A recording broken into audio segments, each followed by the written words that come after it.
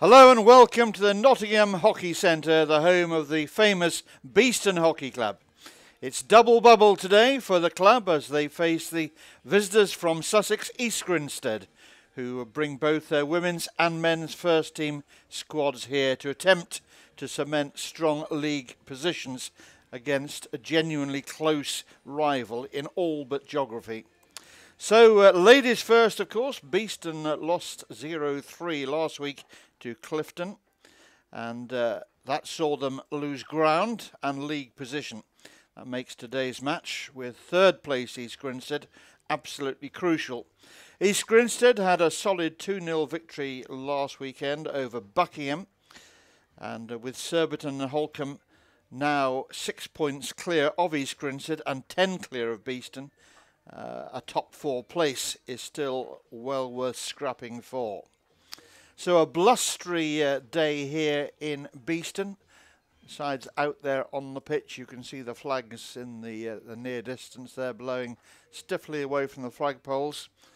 But I think the weather is improving. There's enough blue sky overhead to make a sailor suit at least. So we're expecting a fast, entertaining game between two sides who know exactly how much is at stake.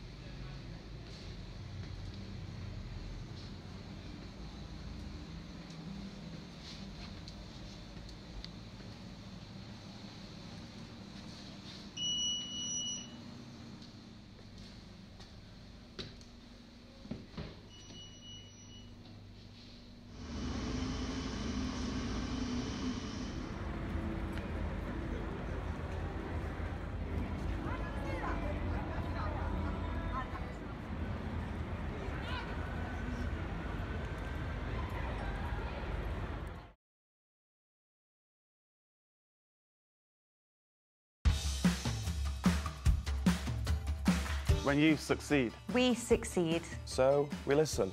We tailor. And we invest in you. We are innovators. We deliver results. And world-class service. We are always developing you. Learning and growing. And getting better at what we do. Supporting your business. we make technology effortless. And more than just a means to an end. We're the team who serve. And advise you. All to help you achieve. And surpass your goals. We're super. We're honest. And go the extra mile. We're winners. And team players. And together, we're the managed service provider. We're Air IT. We're Air IT. We're Air IT. You're number one for IT and comms.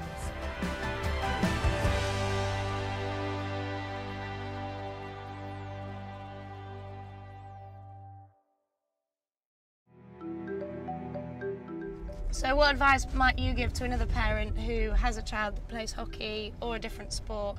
It's always to be supportive.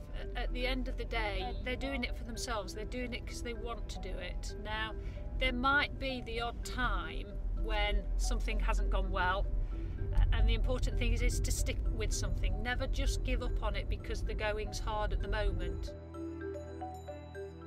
I don't know if you remember this. I came out of one of my reviews and was pretty upset, and I FaceTimed you and Dad, and I remember being quite emotional because I thought I'd let you down, and you and Dad just said to me that I wasn't doing this for you two. I wasn't doing it just to make you guys happy. Absolutely. It's most definitely your life, and whilst we're very proud of you, you're doing it for, for your own enjoyment, for your own work. You're not doing it for us at all.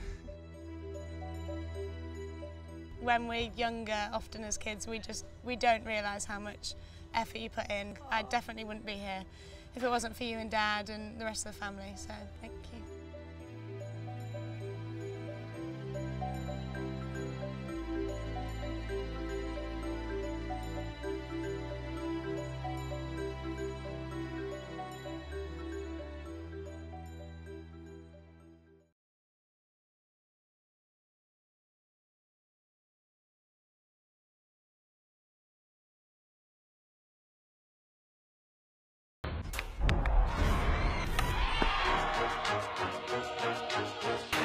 played at the highest level for Holland since I was 17. First you start as a talented little girl and just go and play, and now you really have to carry the team. A lot of the media, they always write things about you, but it's not important. I know what I can do, and the people that I really care about, they always believed in me. And I've always been a fighter. Even when you think you can't go anymore, you just keep on going because of your team. My position in the field is important, but without the others, I'm a no one. Speed is very important. There isn't room for error, actually. It's just me, opponents, and my teammates. You have to give it your all, no mercy.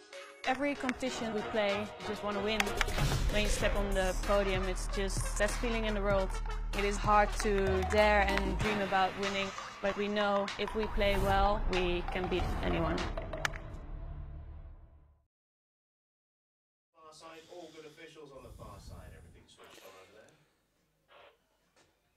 So welcome back to Beeston, where the teams continue to go through their pre-match routines here, ahead of what should be an outstanding game of women's hockey in this Investec Women's Hockey Premier League. Beeston will be playing in their black strip today against their visitors, and it's been a long trip for East Grinstead to be here for a game that really does count at the top of the table. Two sides that are full of quality. A chance for us to train our cameras also on the league's top scorer, Sophie Bray, who will be leading the line for East Grinstead. Player who announced her international retirement recently, but still very much at home playing her club hockey at East Grinstead. So the weather definitely improving from the early rain of this morning. Let's hope it stays that way and can bring the best out of these two sides. There's a little look for you at the current state of play in the Investec Women's Premier Division. Surbiton and Holcombe sitting pretty at the moment with that cushion now over third placed East Grinstead. Clifton Robinsons, who beat Beeston last week, have leapfrogged them in the table and now sit in fourth place. Buckingham and Beeston you see tucked in, and Bowden Hightown certainly not out of the equation either. Down at the bottom of the table, Canterbury struggling for form and points, just below Slough. And the University of Birmingham, somewhat surprisingly, find themselves also in what can be described as a relegation dogfight down there. And they need to start picking up some points as well.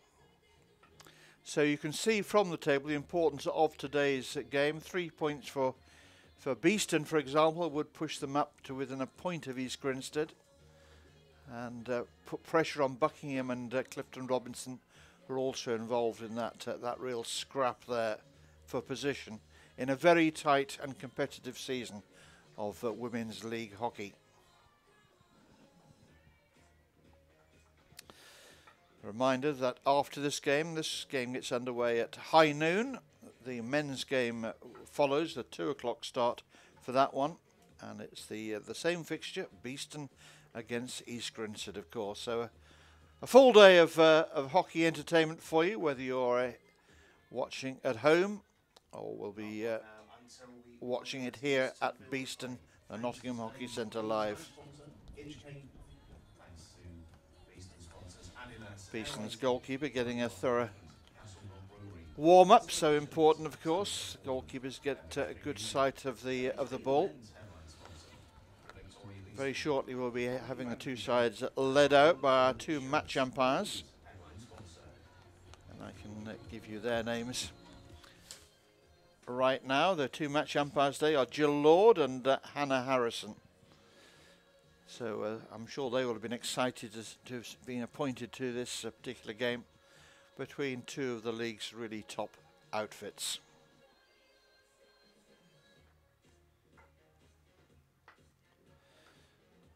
Okay, Joe, less than 1 minute to walk out, please. Thank you.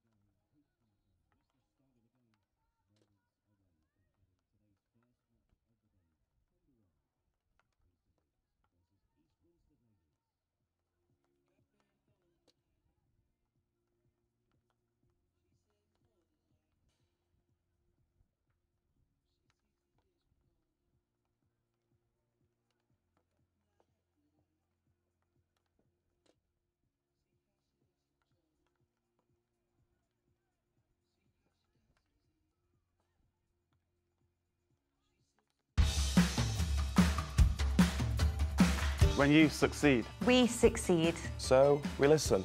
We tailor. And we invest in you. We are innovators.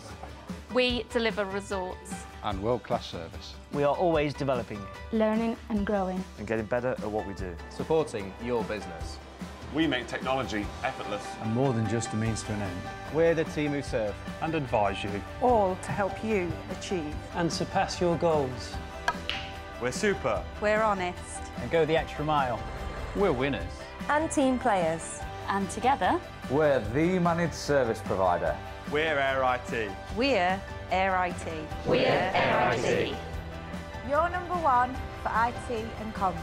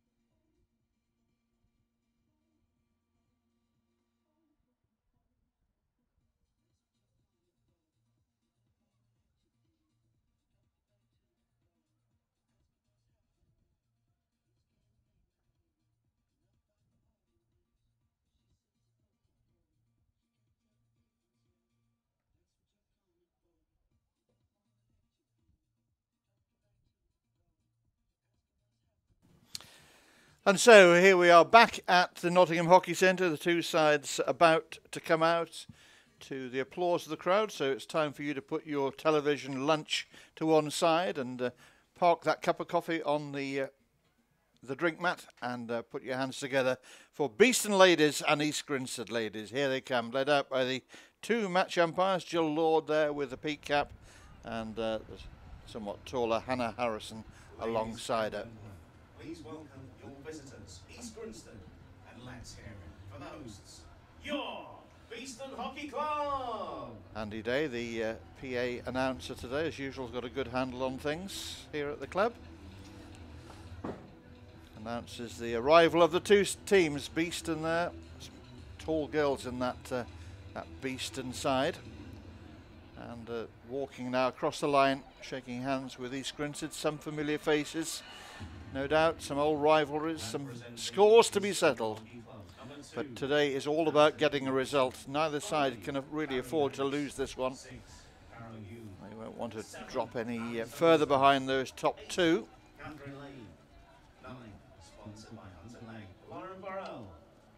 10, sponsored by Inchcape, Sophie Robinson. 11, sponsored by Medical Investments, Captain Bex Walker. 12, sponsored by Medical Investments, Serena Barr. 13, sponsored by Building Properties Limited, Rosie Stevens. 14, sponsored by the Manor House and Quad, Charlotte Triggs. 15, Bridget Kinnell. 20, sponsored by Sphere 8, Eloise Steller. 21, Nina Apuma. 30, sponsored by Royal Cook Progress, Paige Gillett. At 31, sponsored by Ross Insurance Group, Lottie Ross. Today's visitors, East Grinstead. 6, Bridget Blackwood. 7, Lucy Holder. 8, Pip Long. 9, Zoe Burrell. 10, Laura Unsworth. 11, Kathy Nicholson. 13, Georgie Blackwood. 14, Ruth Gordon. 16, Chloe Parler. 17, Chloe Brown. 18, Captain Josephine Blunt. So Beeston will have the first use of the ball here. Poised over the top of it there is Rosie Stevens. Where's the number 13 shirt, made so popular as centre forwards by Sean Curley, of course, all those years ago. Certainly didn't prove to be an unlucky shirt for him, and let's hope it's not unlucky for Rosie today. He will want to get back amongst the goals.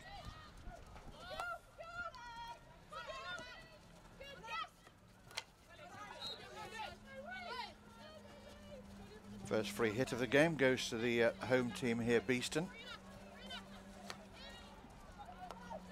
Stenner rolls it back. And it's just swept out to that left-hand side.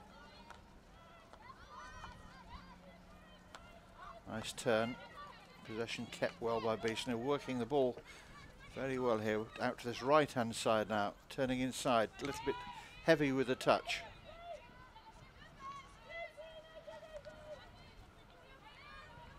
Well, as you might expect with the Bees, they're swarming around at the moment. A really quick start from them. Possibly hoping to catch East Grinstead still a little bit with the journey in their legs, although they did have a thorough warming up, as did both sides before the start of this one. So the journey should have gone from them, and it's something they're well used to, coming from down there on the south coast.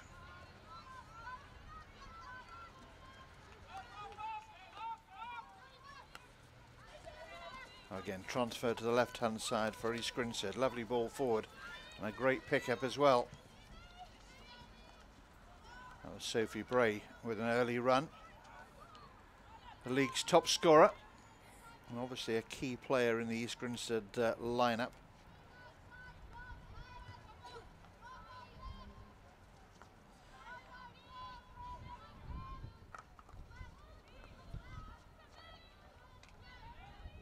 Sophie also spent some time playing her club hockey over in the Netherlands, where she made quite a name for herself.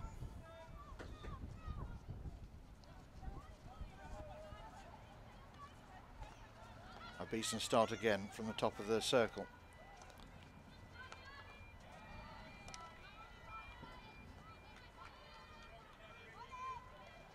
Game to be played, of course, in two halves. We get so used to watching the game nowadays in the four quarters, don't we? Worth reminding, I think, of that. Worth reminding myself of that, I have to say. Lovely early ball forward, and East Grinstead somewhat at 6s and 7s here in defence.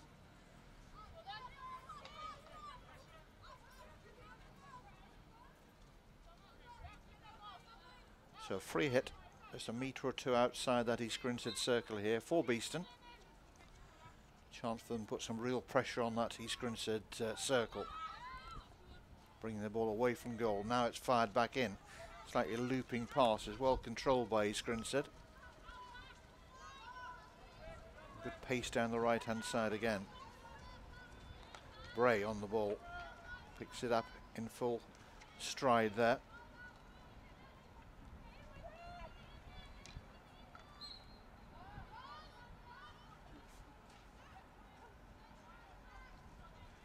It's a good pacey start to the game from both sides.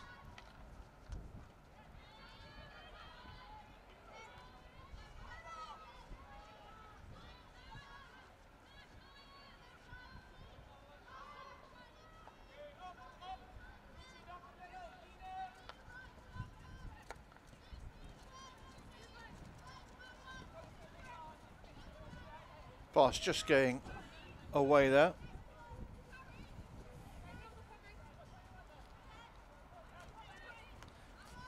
Ashley Summer it was out on the left-hand side, reaching in there, trying to pick the ball up.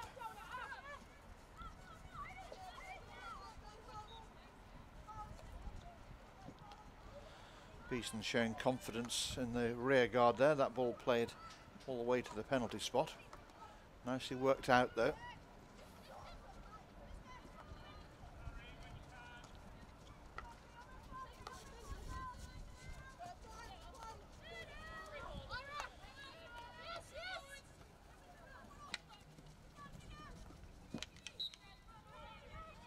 Nice work there coming from the stick of Nina Apula.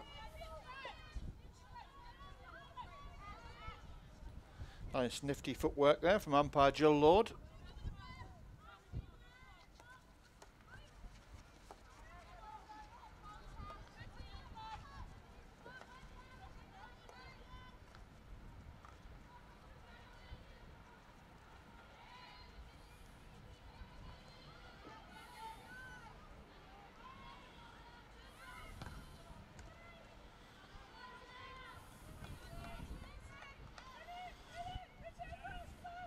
Ball fired across, no harm done. Sideline restop, very close to the corner flag here. Jill Lord just taking pity and allowing the player to move the ball a little bit further away from the corner flag. Umpire Lord very sensibly wearing a peak cap against a low sun on the far side. She's doing its best to break through the clouds.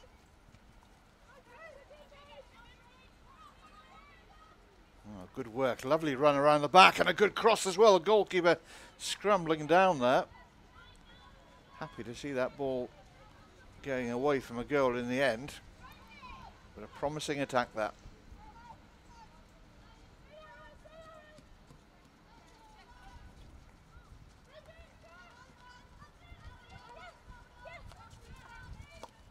So it's a couple of promising sorties by Beeston into opponent's territory.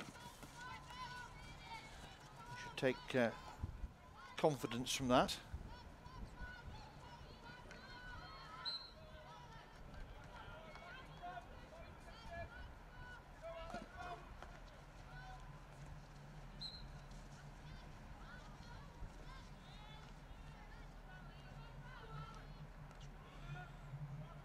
After the disappointments on the road last week, today's fixture back on home soil, probably exactly what Beeston would have wanted.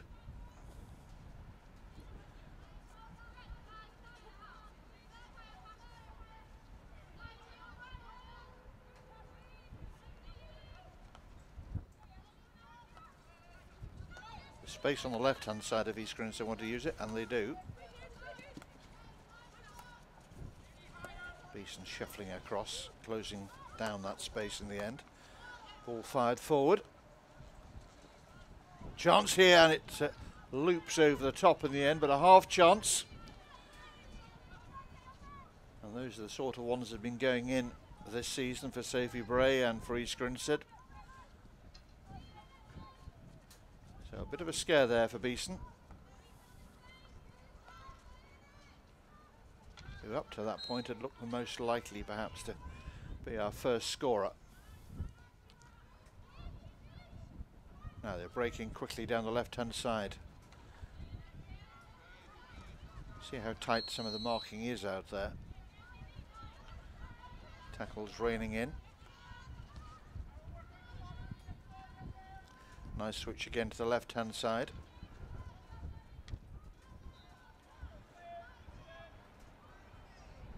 Beeston's defence, keeping it very simple, playing the ball out over that sideline. East Grinstead set again. That's a poor pass forward though, well picked out by Beeston.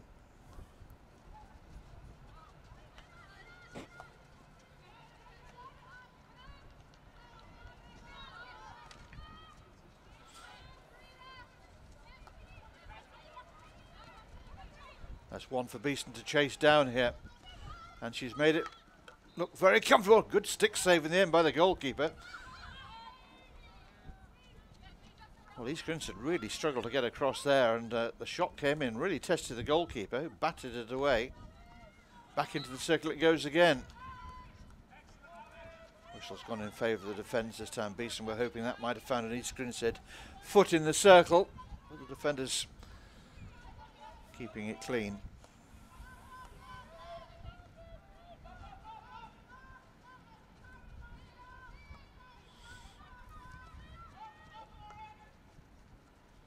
Beeston employing a high press and almost gaining the much wanted dividend there, very nearly pinching the ball off the last line of East Grinstead defence.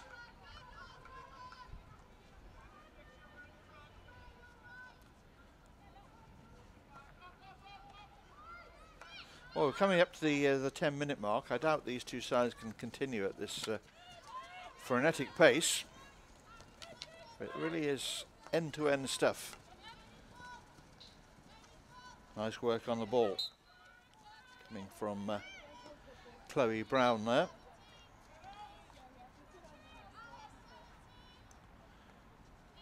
Brown again with the free hit this time. Ball drilled in very firmly there. From Chloe Palmer. Two Chloes.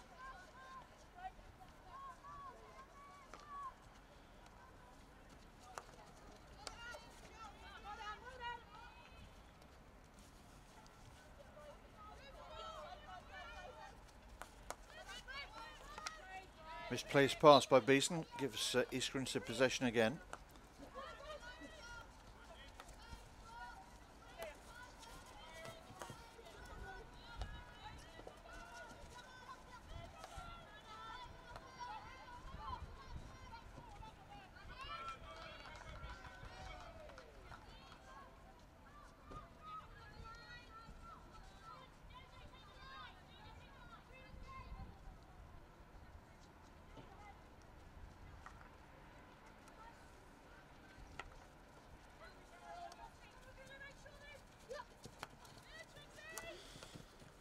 Good early ball forward, trying to link in with the run there of Caroline Hume.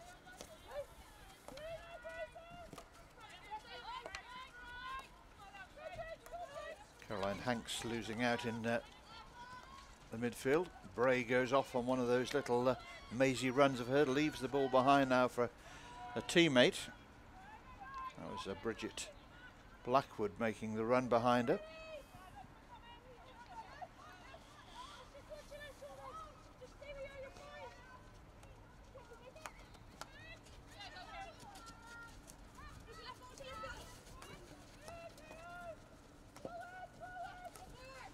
Good work by Hume.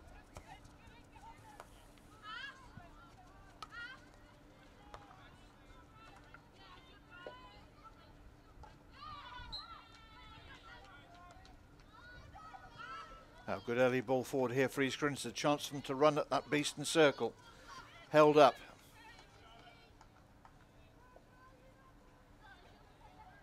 Final pass just eluding East Grinstead there from a promising position.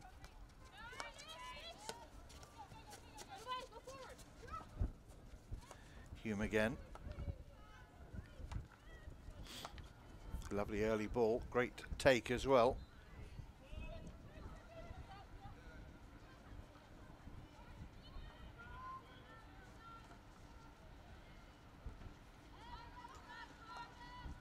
Ball bouncing around right at the very top of that East Grinstead circle, but it's East Grinstead who come away with the ball again and play that early release pass. Bray keeps popping up in wide and central positions. Very mobile player. That's always been a hallmark of her game, and looks as if she's got the freedom to roam in terms of those forward positions.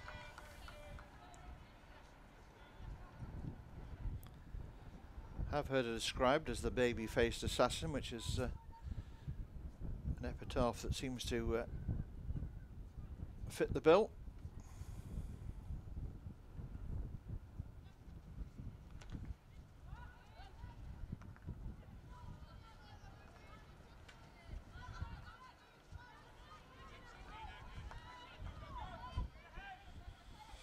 Now Beeston picking up the attack and the pace. Poor pass, wanted something more positive than that. A nothing pass, surrendering possession back to East Grinstead again.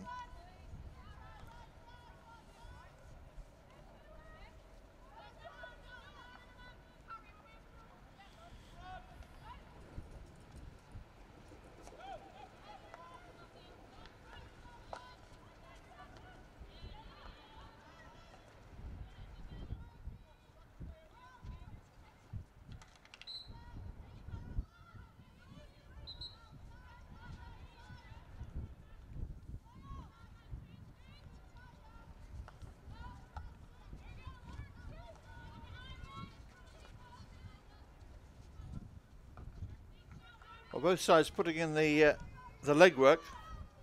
No mistaking that, but the final pass is not there for either camp at the moment.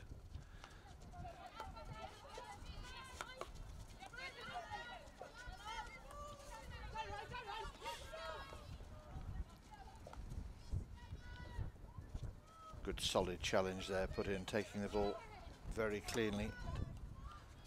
Then rather spoilt by a misdirected pass again. It's scrappy from Beeston here, and the umpire has pointed for the penalty stroke for that challenge. Well, it was untidy by Beeston. They've got themselves out of shape a little bit. All started again with a turnover, unnecessary. Good early ball forward by East Grinstead into the circle. There's the confusion, and the challenge on the attacker from behind is penalised. Chloe Brown just disappearing out of her shot and now reappearing. Looks to be the chosen one. So it's Chloe Brown who opens the scoring with the calmest of penalty strokes there, beating Beeston's keeper. Natalie Robson in goal today. Let's watch it again. Wasn't hanging about, was she? Ball on the spot.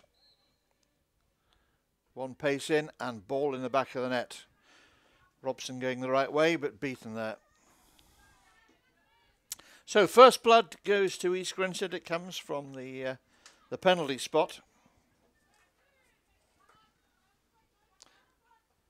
And a further warning for Beeston that they really do need to guard possession of the ball a little more carefully. Self-inflicted damage there.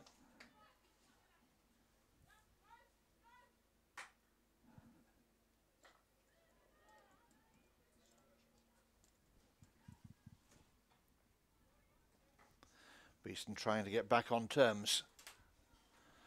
The ball played from within the circle straight into a line of East Grinstead shirts.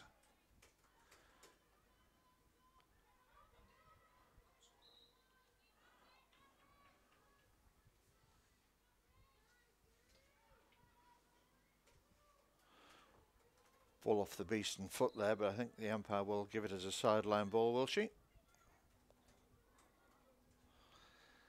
She does. And to Beeston.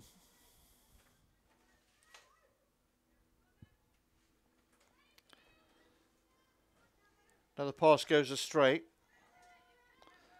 I'm sure that will not be wasted on the Beeston coach. Good early lead again, down into that bottom right hand corner. Beeston have got numbers there.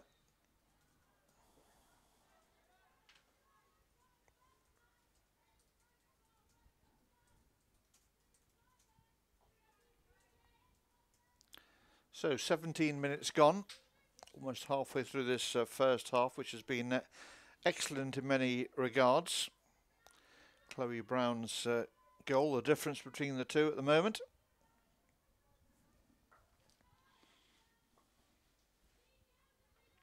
Confirmation of the East Grinstead goal scorer on the spot, number 17, Chloe Brown.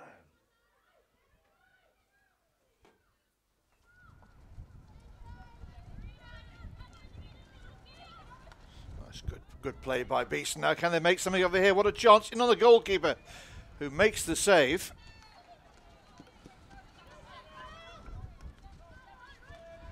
Farah Yayar in the East Grinstead goal, and she got down well there. She didn't come rushing out. She bided her time. And that was a really good opportunity for Beeston. For what would be on the balance of play, a deserved equaliser, you would have to say.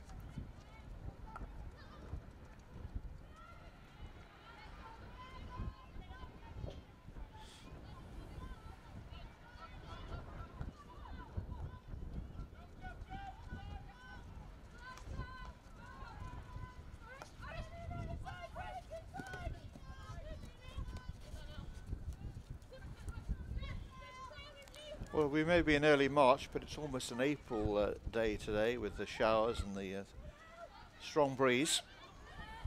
A day when communication between the players down on the pitch needs to be at full volume, lest it get blown away. Beeston again eager to get the ball back into play quickly.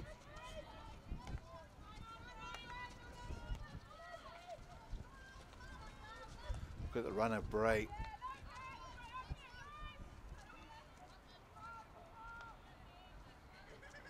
The pace and general movement of Bray causing problems for Beeston, as I'm sure they would have expected.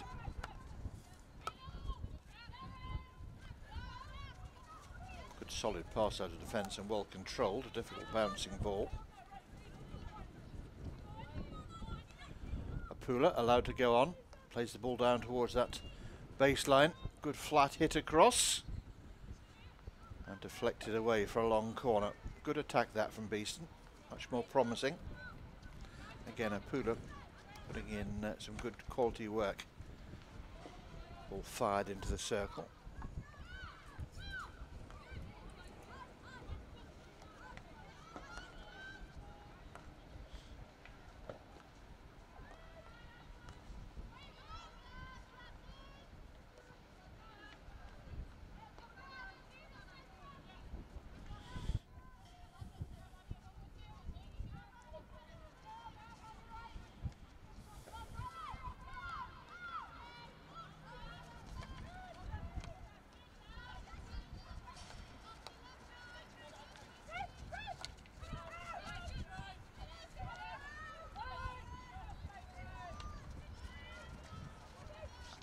Grinstead running the ball into a bit of a cul-de-sac, but again it's come out kindly for them.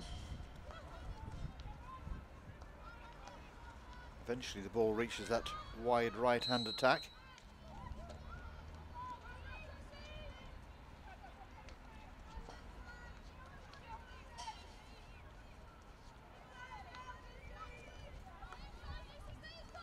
Back into the Beeston circle, transferred now out to this near side.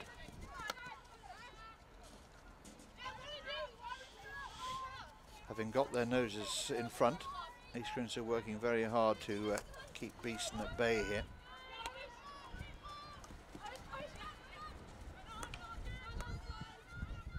Clever turn by the goal scorer Brown.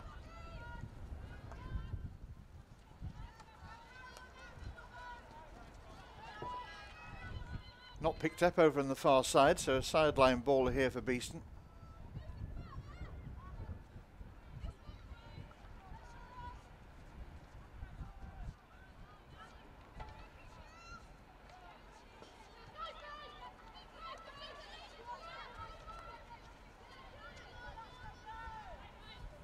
Grinstead again picking up a loose pass.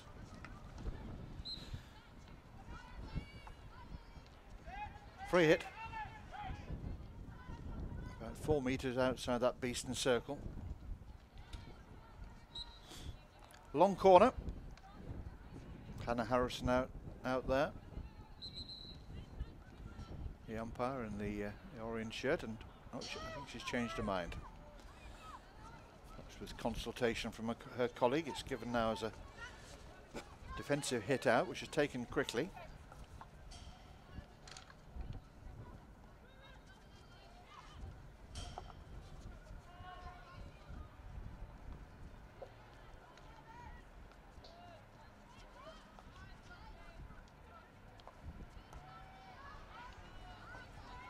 Now, is there something for Beeston here down the left-hand side? No, because excellent cover there from East Grinstead, putting in a really good turn of pace to get back, having initially missed out.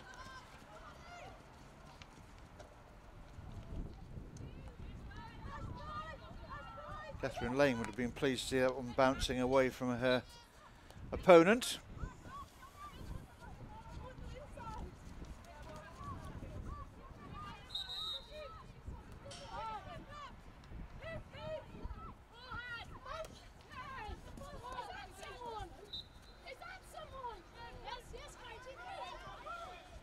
So just about 12 minutes left in this first half. We Can't always completely rely on the on-screen clock, which is not synchronised with the technical table, so don't rely too heavily on that, but it gives us an indication at least of where we are in the game. The scoreline you can rely on, which is good news if you're a supporter of East Grinstead, I guess. Right now.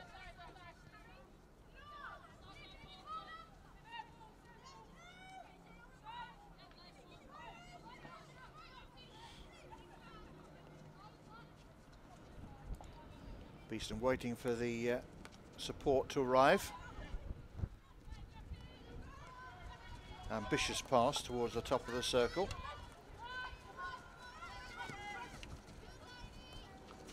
Bray working the ball from a deep position. Plays the little give and go.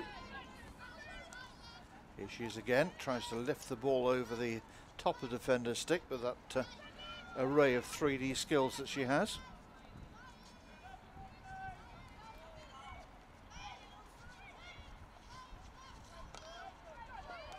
Shot on reverse stick side, and it's found the back of the net, and East Grinstead have a second goal here. The goal scorer, I think, was Lucy Holder, but we'll have to confirm that again. Again, Beeston just a little bit guilty of going to sleep at the back. Free hit taken quickly, ball in, shot on the turn. Yes, it's Holder who plants it past Natalie Robson there. Will not be including that one, I suspect, in her personal show reel. Into the back of the net it flew. So East Grinstead 2 to the good. Brown's goal from the penalty spot, and now Holder in open play.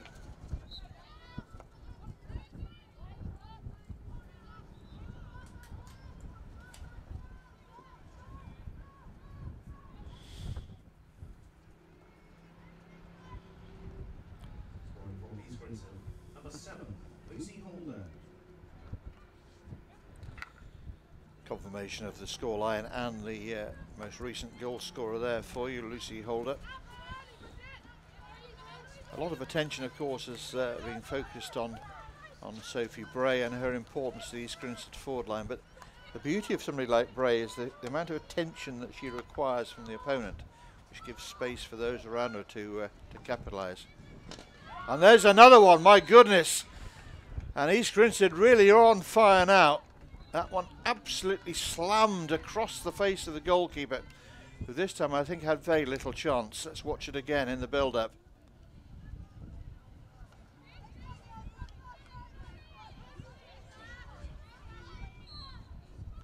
Ball flashed into the back of the net. And Beeston are really struggling here.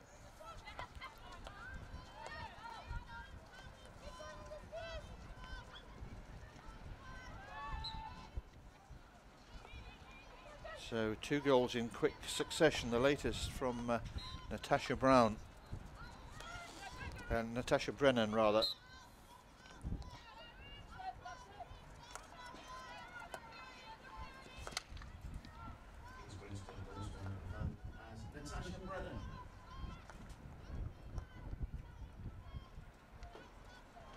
Well, that's a very damaging couple of minutes for Beeston, you have to say. To an extent, they've been architects of their own downfall, with some loose passing at both ends of the field and some ordinary clearances, but they've been made to suffer in their own circle. A real lesson in finishing. So they need to sit in here and regroup. Half-time now, just over 7 minutes away. Brown, Holder and Brennan the goal scorers. Brown's opener from the penalty spot, of course, but Holder and Brennan's goals coming in open play.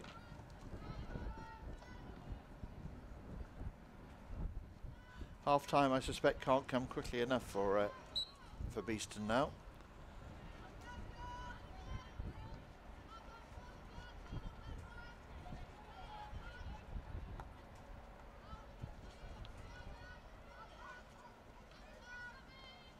Be careful not to give away anything here, and they have conceded the penalty corner. Unguarded feet there. Clever work on the ball by a rampant East Grinstead. And the Beeston defence are really hurting here. Lovely turn.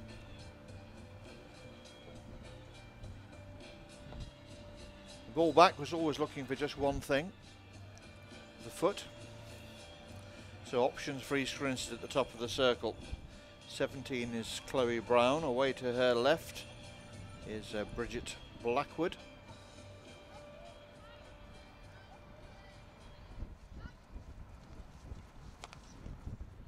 Goalkeeper's done well to keep that one out. Looking for her friends to help her out. Umpire's gone for another penalty corner here. Beeston just checking what the offence was. Protective mask pulled back into position. Catherine Lane there to goalkeeper's right.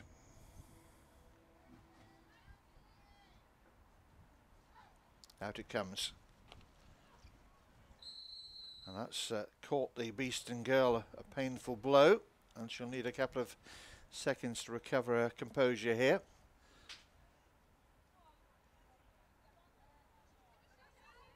Again, it's going to be a retake of the corner.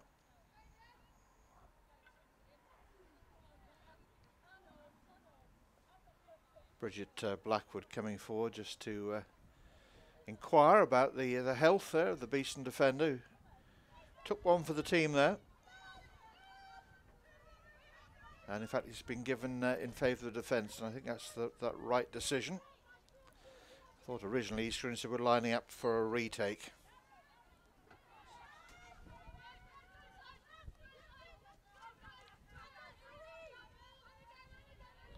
Sideline ball for the Bees. Stenner throws one forward. Robinson sets off. Chops it past, well, not quite past, but chops it into the defender at the top of the circle. Worked wide again. Clever little shot under the arm there. Goalkeeper dealt with a difficult ball in some ways. He had no pace on it.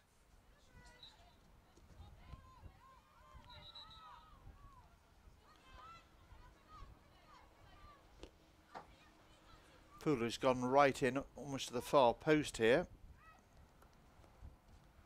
Ball fed to the near one. A Pooler comes across in front of the goalkeeper. Got a touch on it.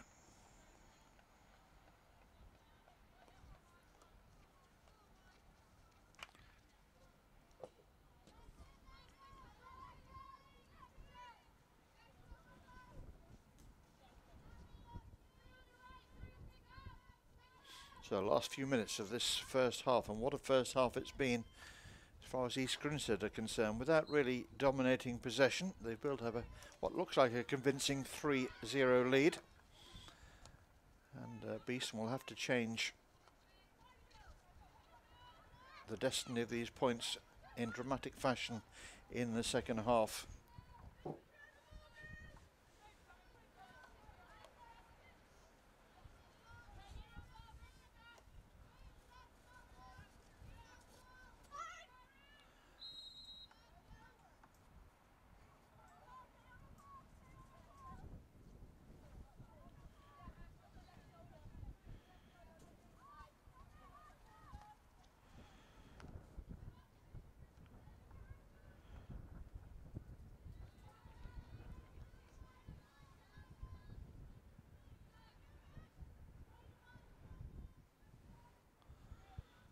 Cleverly crafted ball over the top, down towards that bottom corner. East Grinstead on it again.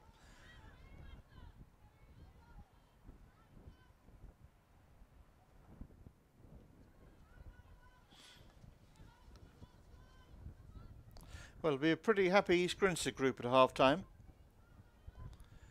who I think we can safely say have got the journey out of their system. Two sides that have been prepared to play a fast, open game. But the scoreline, as you can see, very much favouring the visitors, who look here to extend that lead Forced away from goal this time, a little slip. Possession turned over in favour of Beeston this time.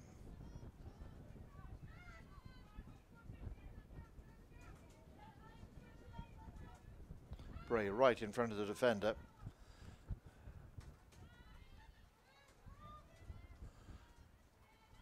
Bit of aerial play there from both sides. Umpire quite happy.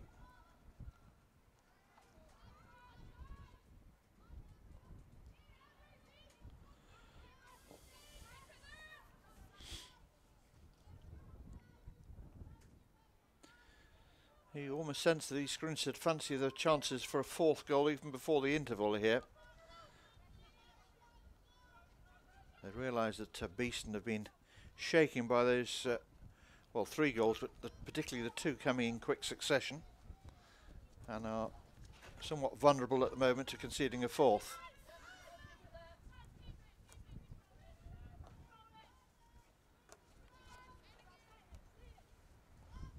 Brown down the left hand side, happy to go on a foot race. Kick clear by Robson.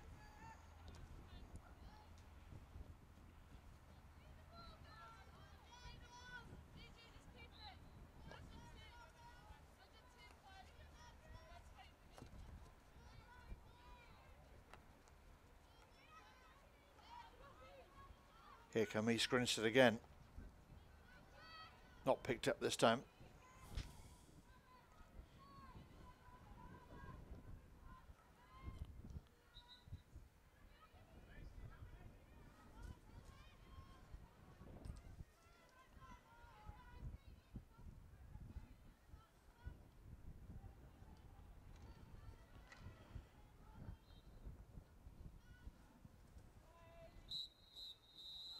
And that's the half-time whistle sounding. A very satisfactory half as far as the visitors are concerned, because they lead by 3 goals to 0. Goals coming from Brown, Holder and Brennan. And it leaves Beeston with an awful lot of work to do in the second half. So confirmation of the half-time scoreline for you here at the Nottingham Hockey Centre. It's Beeston 0, East Grinstead 3. We'll be back with all the second half action for you in a few minutes' time. Done on the far side. She's doing its best to break through the clouds.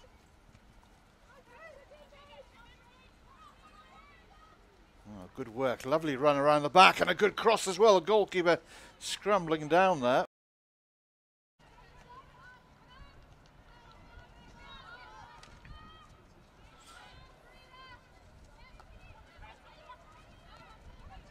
That's one for Beeston to chase down here.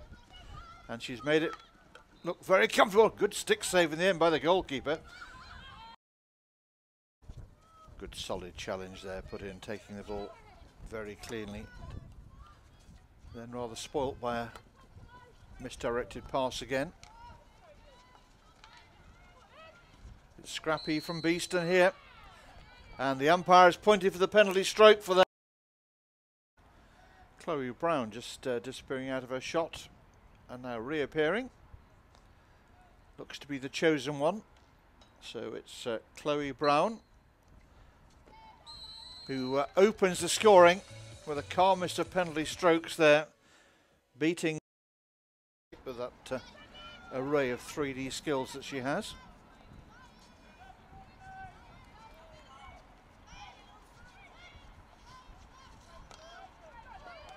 Shot on reverse stick side, and it's found the back of the net. And East Grinstead have a second goal here. The goal net. And Beeston are really struggling here.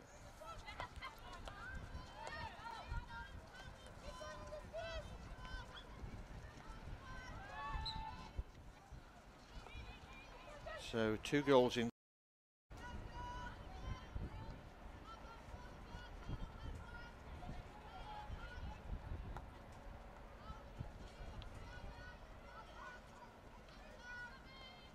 Be careful not to give away anything here, and they have conceded the penalty corner.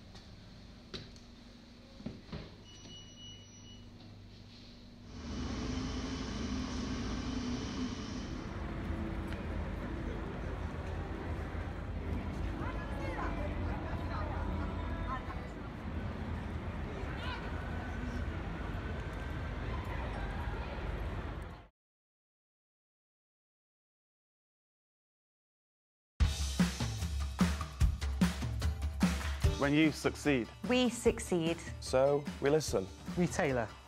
And we invest in you. We are innovators. We deliver results. And world-class service. We are always developing.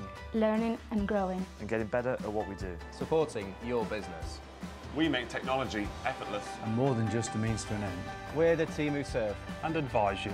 All to help you achieve. And surpass your goals. We're super. We're honest. And go the extra mile. We're winners. And team players. And together, We're the managed service provider. We're Air IT. We're Air IT. we're Air IT. Your number one for IT and comms.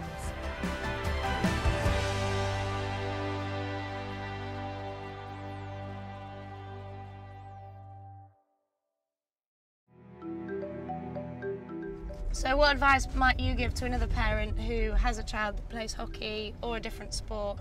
It's always to be supportive. At the end of the day, they're doing it for themselves. They're doing it because they want to do it. Now, there might be the odd time when something hasn't gone well, and the important thing is to stick with something. Never just give up on it because the going's hard at the moment.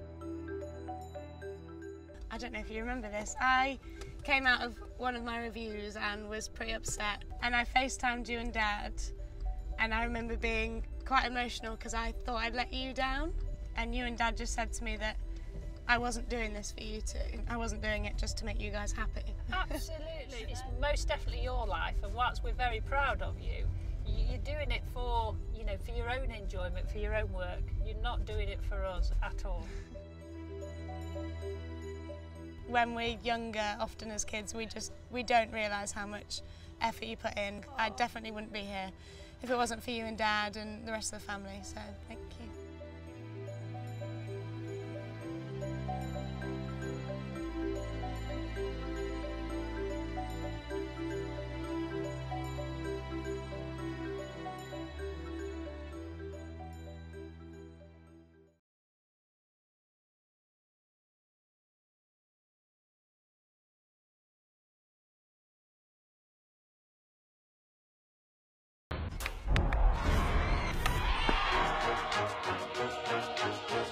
I played at the highest level for Holland since I was 17. First you start as a talented little girl and just go and play, and now you really have to carry the team. A lot of the media, they always write things about you, but it's not important. I know what I can do, and the people that I really care about, they always believed in me. And I've always been a fighter. Even when you think you can't go anymore, you just keep on going because of your team. My position in the field is important, but without the others, I'm a no one. Speed is very important. There isn't room for error, actually. It's just me, opponents, and my teammates. You have to give it your all, no mercy. Every competition we play, you just want to win. When you step on the podium, it's just the best feeling in the world. It is hard to dare and dream about winning, but we know if we play well, we can beat anyone.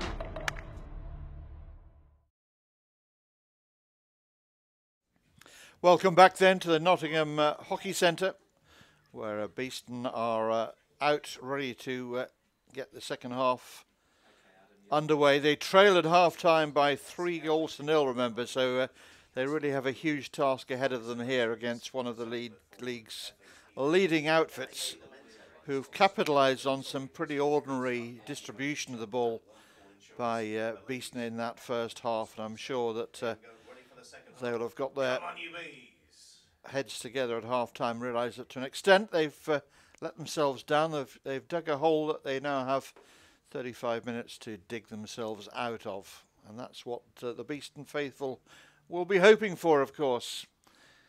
And it's never over, of course, in sport until it's over, but a really good start by East Grinstead. Goals coming from Brown, a penalty stroke that got their campaign underway, and then it was Lucy Holder and Natasha Brennan adding goals 2 and 3. Those last two coming within 90 seconds of each other. So away we go in the second half. East Grinstead and the White Tops playing towards the University of Nottingham end. That's away to my right. A very busy road that links this university part of town to the city centre. and further on to the M1 motorway and to Derby.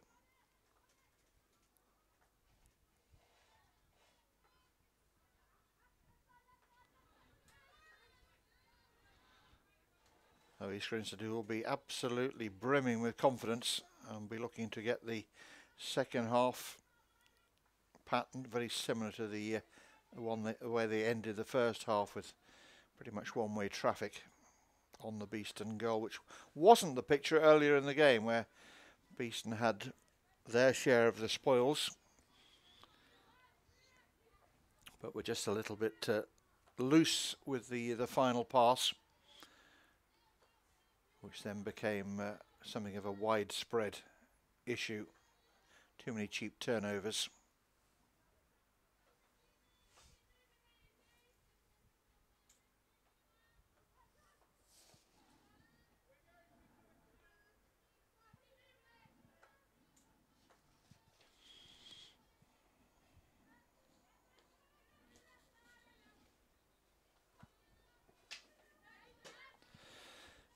If East Grinstead can hang on to the points here, which looks very much as if will be the case, then it'll put clear water between themselves and their host today. It would move East Grinstead on to 25 and Beeston 7 points back on 18. So this stage of the season, that's quite a gap to make up.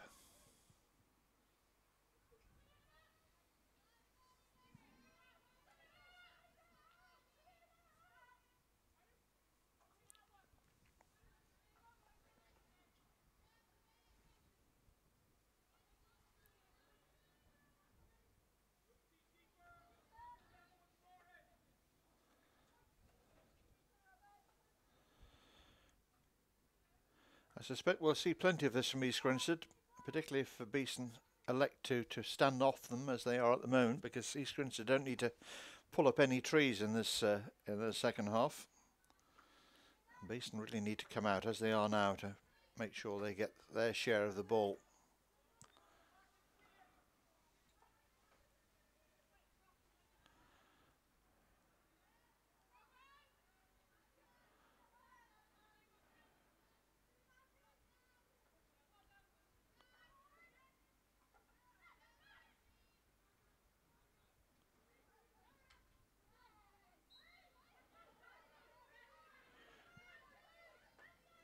That was Sophie Robinson there being penalised, looking very disappointed she didn't get the hit.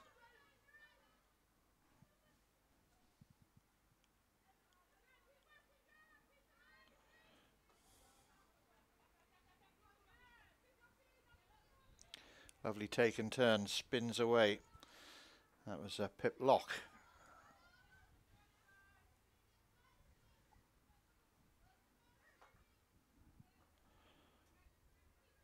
Palmer.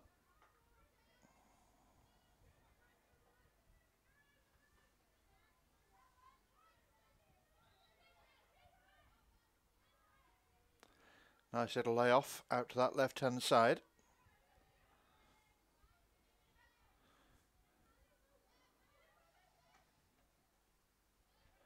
Ball again, bounced around the circle. Chance here. Shot comes in. Goalkeeper did well to knock that one away. No real power on the shot, but again the Beeston defence was unlocked.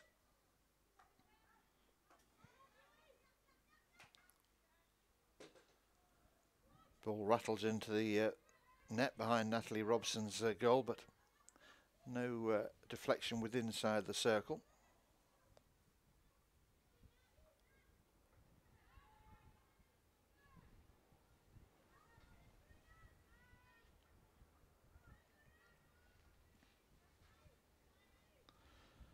Picked up at the second attempt by Rebecca Walker.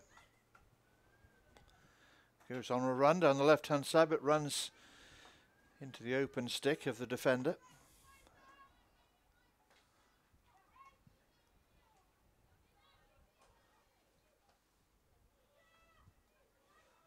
Both sides guilty at times of turning the ball over too cheaply. And again,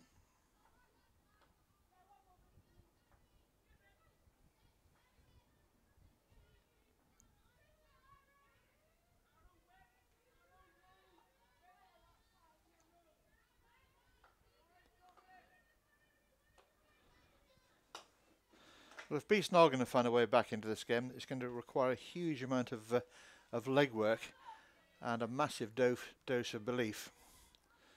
It won't be good enough to match the work rate of East Grinstead. They're going to need to exceed that by quite a distance.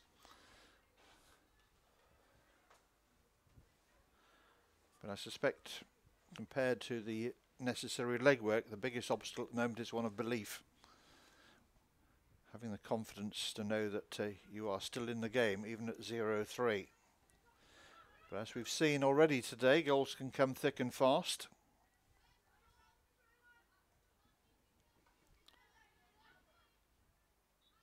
But you need a start.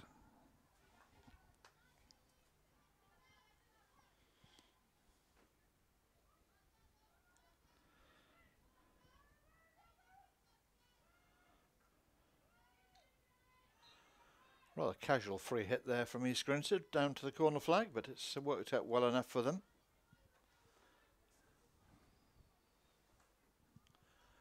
This is Locke. Recycles it again. Locke under pressure this time and makes the mistake. Presents Beeston with the ball.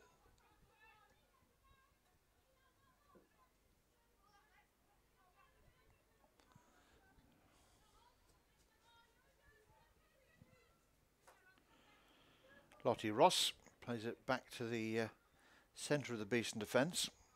That enables the angle to be changed out to that right hand side. Now is there something here for Beeston? Ball played into the circle.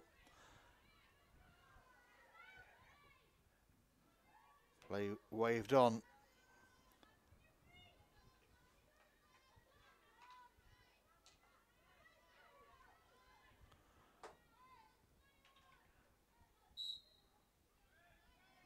Whistle goes finally, and it's in favour of East Grinstead.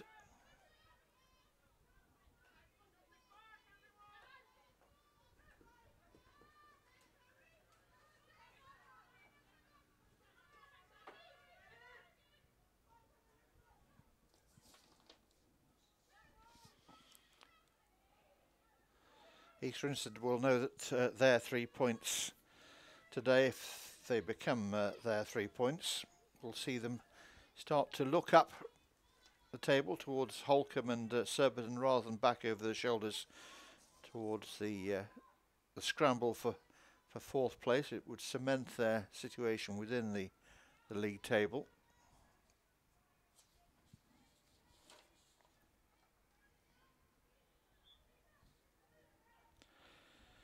And no doubt Clifton Robinsons and Buckingham will be keenly keeping an eye on this game and this result. The other two sides involved in the chase for the playoff spots.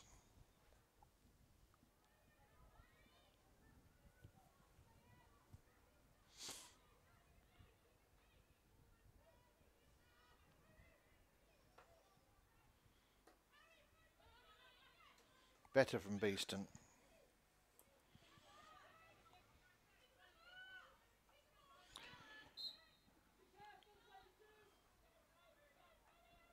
Good work from Lottie Ross. Here she is again.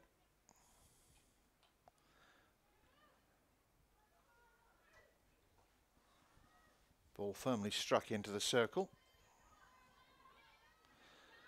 Beeston can't pick it up. It'll be another hit out to the defence, which they've taken very quickly. Now, chance for Bray to run at the Beeston defence. Good cover.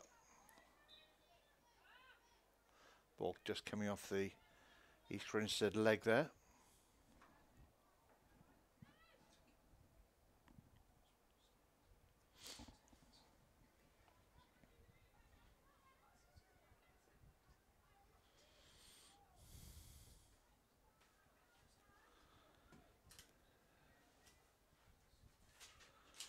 Taking a full stretch.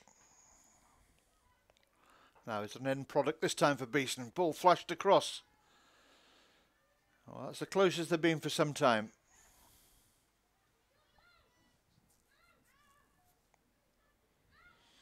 Sophie Robinson in on goal again.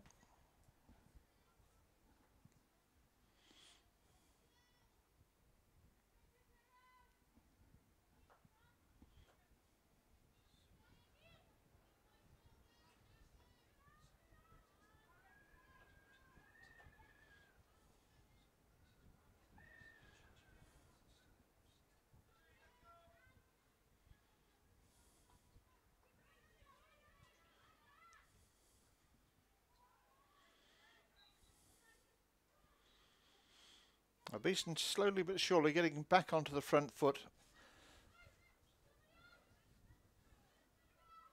A goal would change the mood music here, that's for sure, if it was to be scored by the home team. Long corner taken quickly. Support coming. Ball drilled in, deflected away. It'll be another long corner. Serena Barr's ball in there. Looks like she might be involved again. No, she leaves it this time. And makes a little run on the left hand side. Ball played in. Difficult bouncing ball, bit of a nothing ball really. And Rosie Stevenson able to lay a meaningful stick on it. So East Grinstead come away again. 12 minutes gone in the second half. No addition to the half-time scoreline.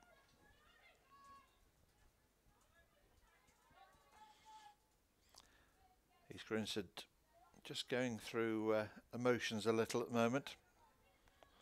Holding the ball up. Some score updates. Buckingham are on goal scoring form, my goodness. Canterbury not feeling the love down in Buckinghamshire. 4-1 to Buckingham. That match still in progress.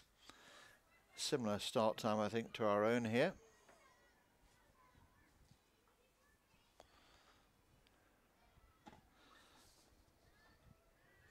Buckingham started the day 1 place and 2 points ahead of Beeston.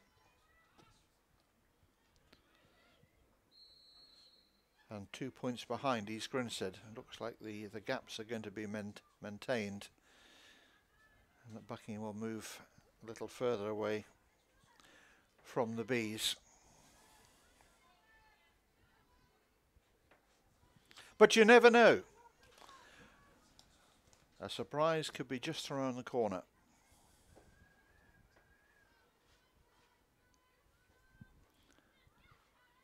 Wind, if anything, seems to be picking up. Whistling around the chapel, which is our commentary box here.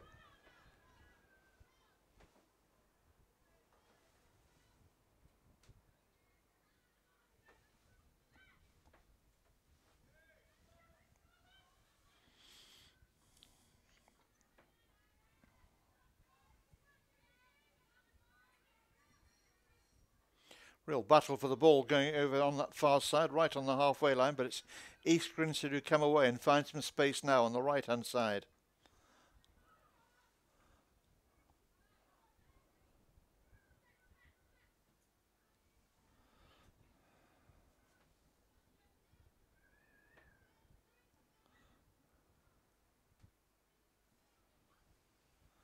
Free hit for the visitors.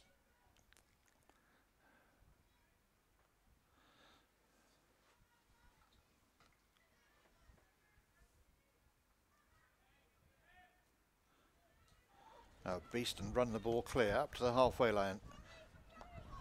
Good work there from Caroline Hume, who continues to put in the hard yards. That ball loops off the defender's stick and drops over the crossbar for a long corner. Much better intent though coming from the Bees.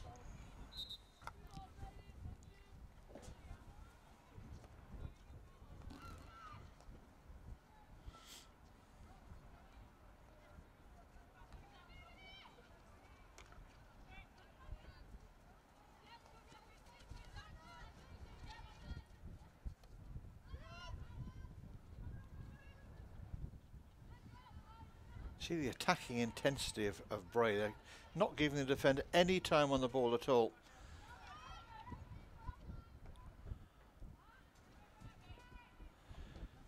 She's certainly not taking her foot off the gas.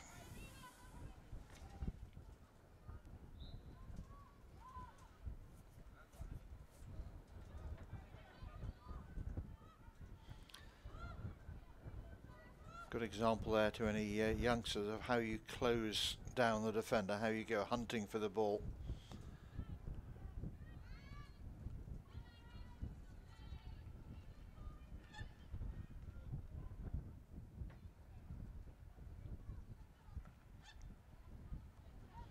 even when you're winning, and winning comfortably.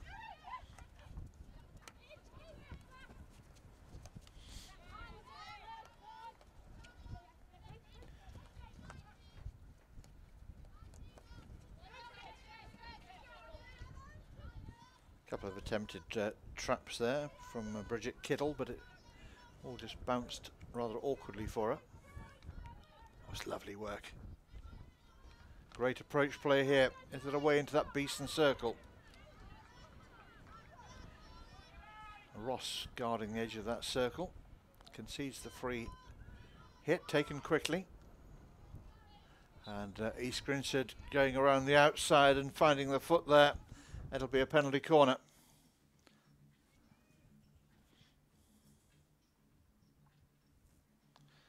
Let's watch it again here. Free hit right on the edge of the circle.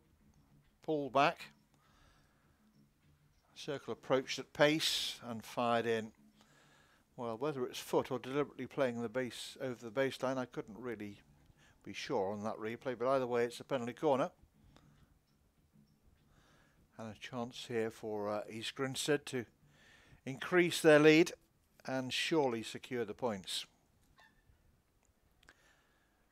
Not the tidiest of traps, but it's still there.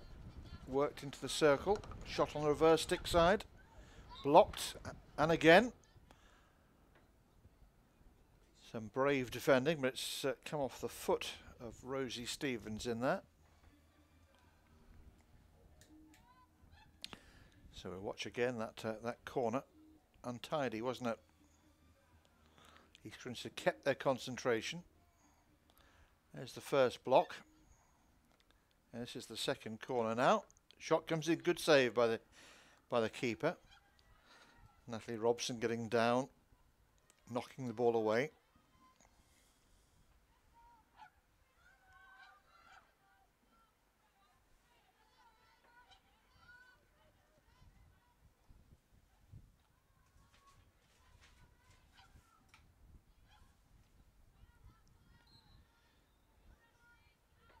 Good work again from the St Hill girls. St Hill ground, the home of East Grinstead's men and women. Famous hockey venue, as is the one that we're at with our cameras today. The home of the Bees.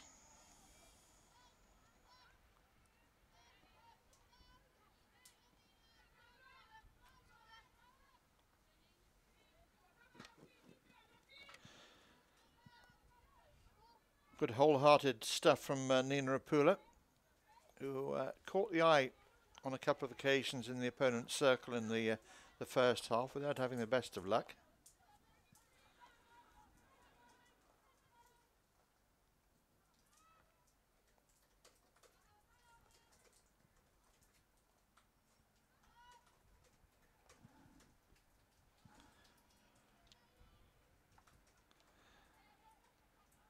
East Grinstead building again.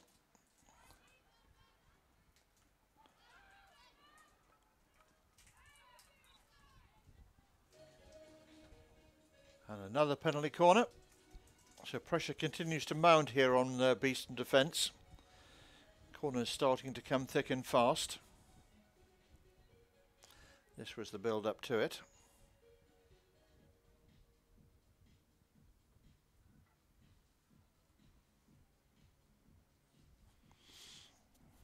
Umpire Jill Lord, well positioned to give the penalty corner.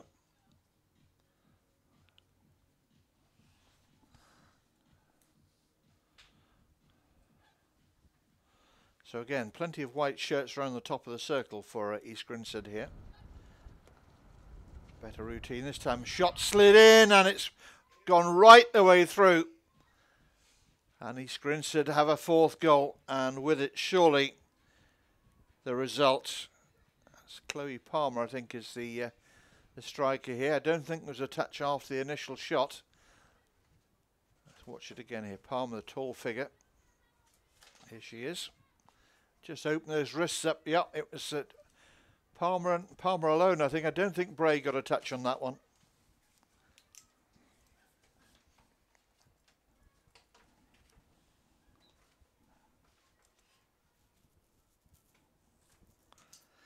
So things going from bad to worse for Beeston here. East Grinstead get their first goal of the second half and move 4 goals clear. Now, good work here by Bees, trying their level best to get on the goal scorer sheet. Somehow it stays out. Some aerial stuff going on in there.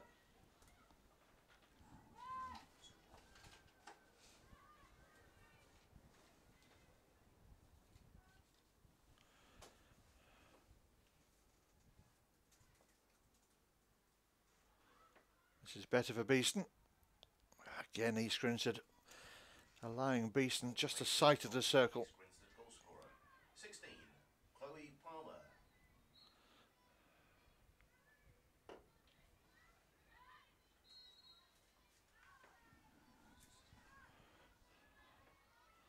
Oh, here come East Grinstead again. Well, was it a shot or was it a cross? We'll never know. Either way, didn't have the desired effect.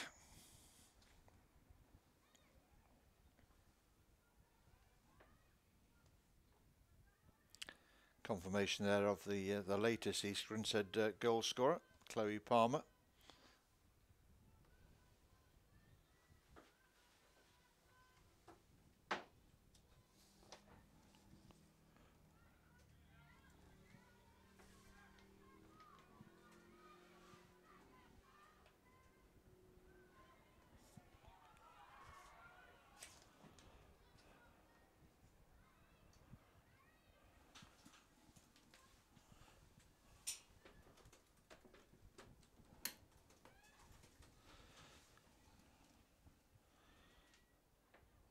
Beeston, a more promising attack. Not much pace on the pass, but the shot on target draws a save there from the goalkeeper.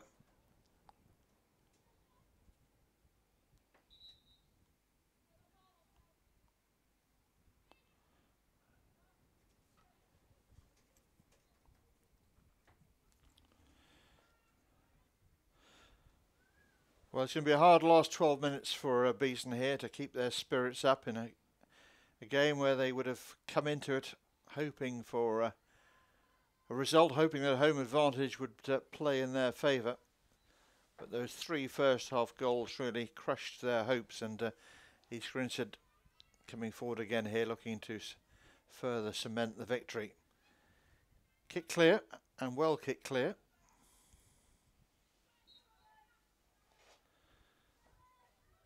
But East Grinstead have put in the right amount of work today. They've worked very hard for what we can now, I think, assume is going to be the victory. This has not been an easy 3 points. The scoreline flutters them somewhat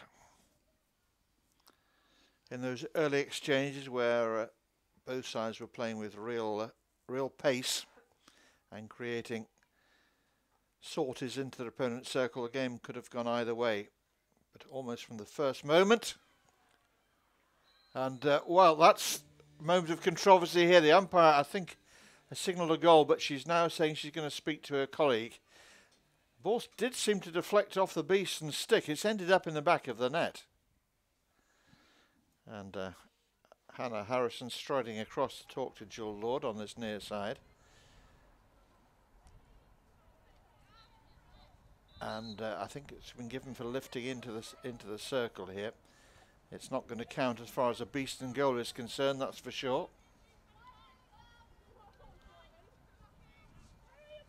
Well, it's one of those things, the ball's in the net, but it didn't look right at any point, really.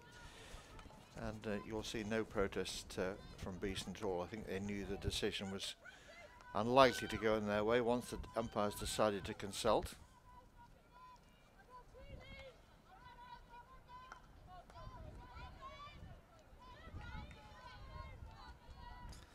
Unless there be any confusion, and when the umpires consult, it's not in any way a sign of weakness.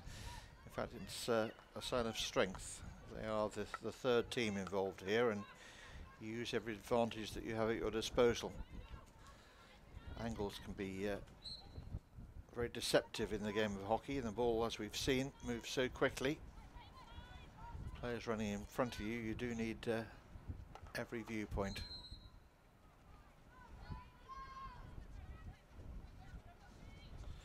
Again, the hit goes against Beeston.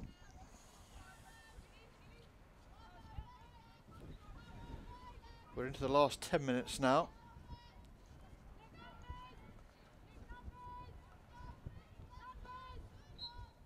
And East Grinstead have had a little bit of a breather in the second half, but at no point have they looked in anything other than control of the situation.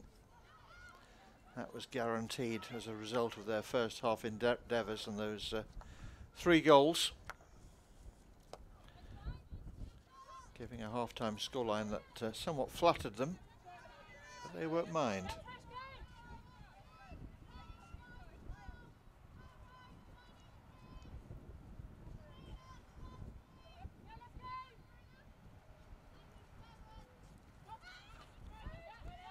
Well, that's possibly the worst attempted aerial of the day. Although the Beeston men and the East Grinstead men will have a chance to take that title in the game that follows this one. Men's game gets underway at 2 o'clock. I hope you'll be able to join us again for that.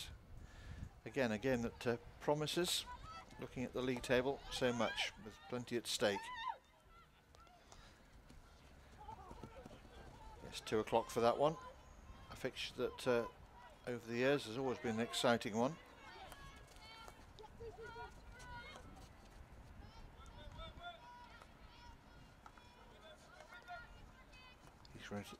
Grinstead stroking around at the back. Beeston working hard, chasing it down and drawing the mistake on that far side. Always looks worse when you miss the ball when you're standing on the touchline, doesn't it?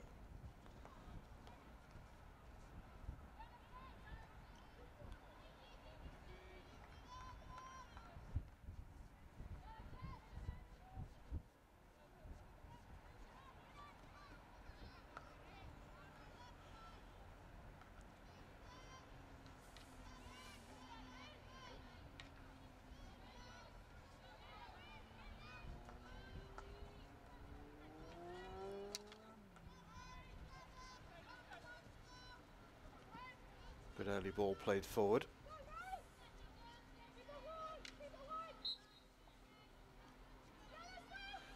Well, the question now in my mind is whether Beeston can actually get themselves on the score sheet before the end of the game. It might be a small thing, but it might just give them a little bit of a glimmer of confidence for the games that are to follow.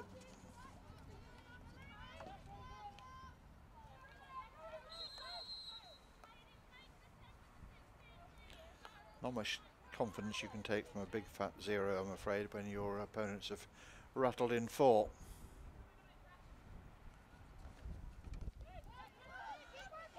Again, clever take and turn.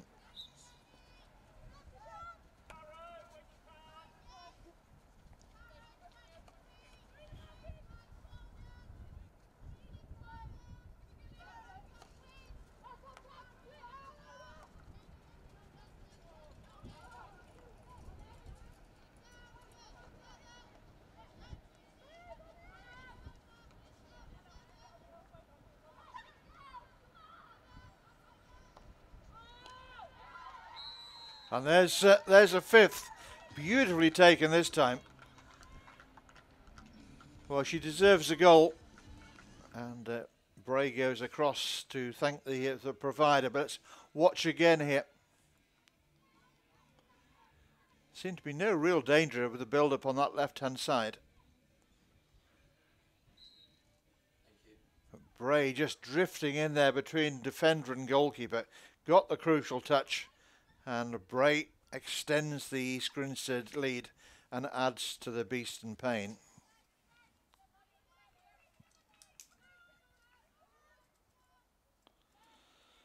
Well, that skill, the flat hit from wide on the left-hand side, is a skill that is very hard to effect with such accuracy. And that was a very, very good backhand cross there. And Bray, goal poacher that she is, was in there in a flash.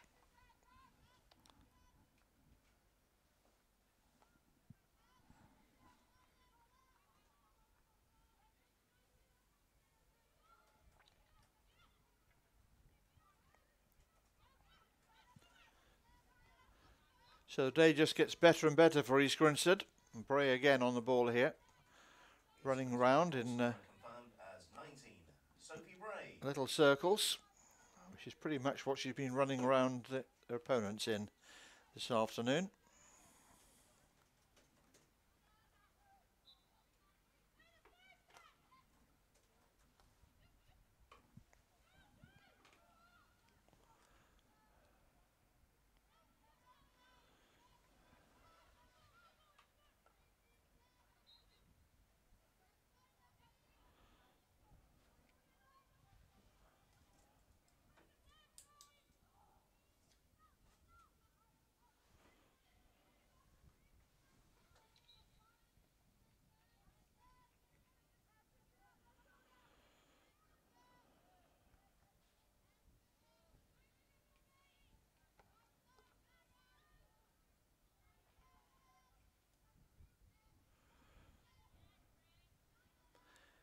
East Grinstead is showing no signs of wanting to run the clock down. Still coming forward, putting that Beeston defence under some pressure.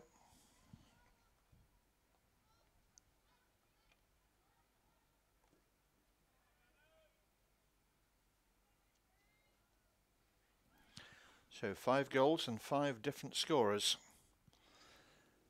for East Grinstead.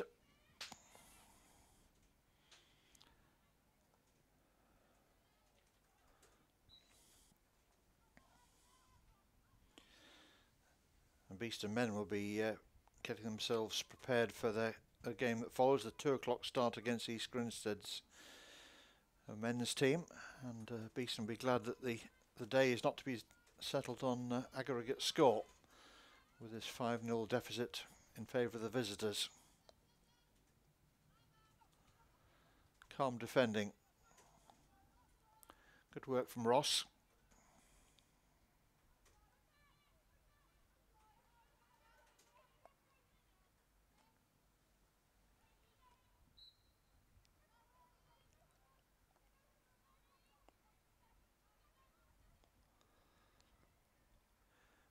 Beeston coming forward again, still looking for that consolation. Might be something for them here.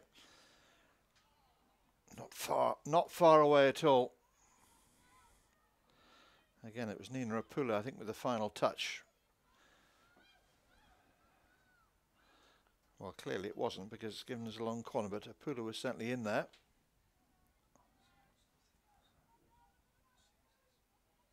Sideline ball for the Bees.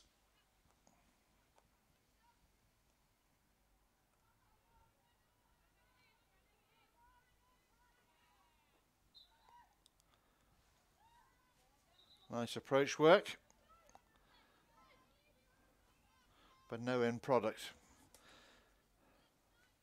Something of the story of the day for Beeston, I fear. Not long to go now.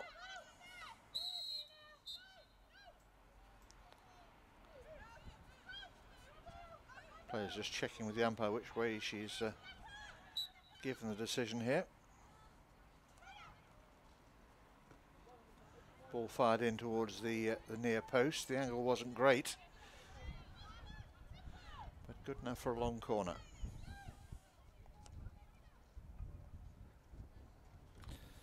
Pippa Locke has picked up a green card. She can go and be first in the shower, because she won't be coming back, I suspect, with if our clock is to be relied upon. Not long to go now at all.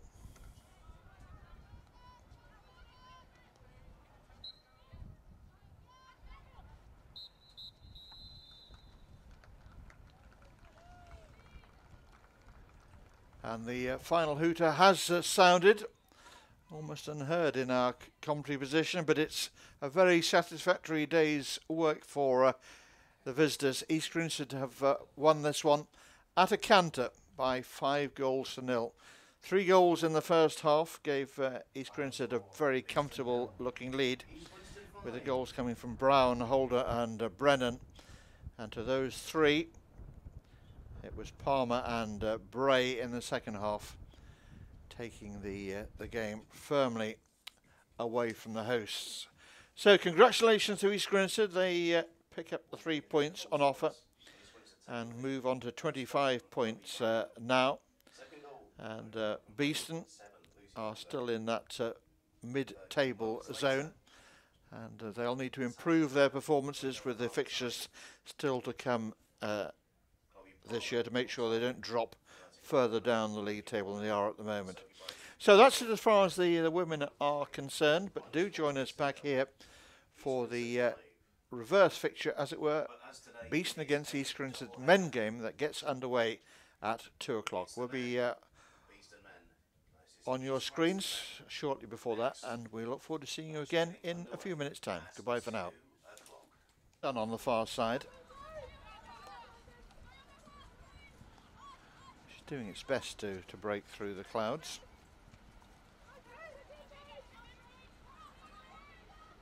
Oh, good work, lovely run around the back and a good cross as well. The goalkeeper scrambling down there.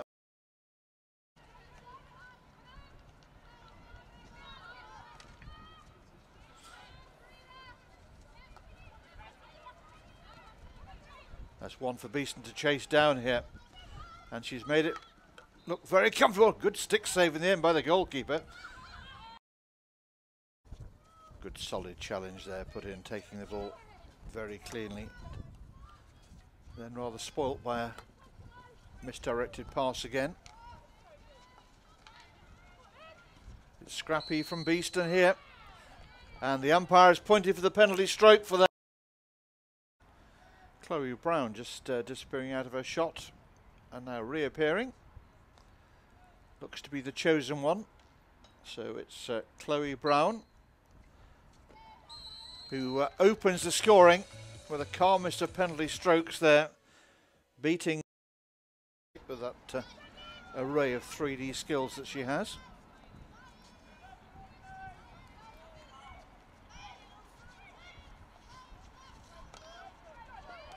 Shot on reverse stick side, and it's found the back of the net, and East Grinstead have a second goal here. The goal net. And Beeston are really struggling here.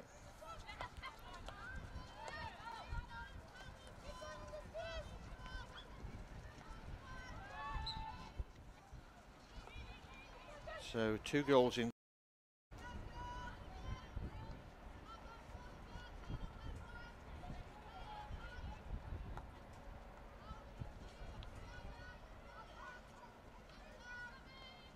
Be careful not to give away anything here, and they have conceded the penalty corner.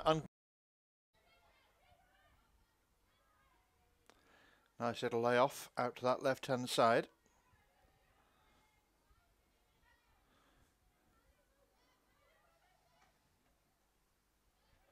Ball again bounced around the circle. Chance here. Shot comes in. Goalkeeper. Now Beeston run the ball clear up to the halfway line. Good work there from Caroline Hume, who continues to put in the hard yards. That ball loops off the defender's stick and drops over the circle. Ross guarding the edge of that circle, concedes the free hit, taken quickly. And East Grinstead going around the outside and finding the foot there. It'll be a penalty corner. We'll watch again that corner. Untidy, wasn't it? East Grinstead kept their concentration. There's the first block. And this is the second corner now. Shot comes in, good save by the keeper. Natalie Robson getting.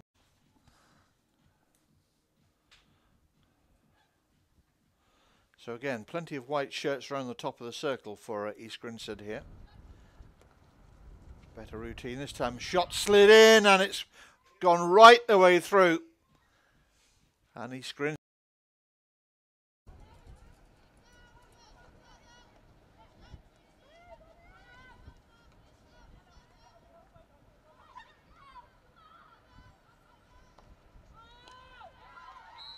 And there's a fifth.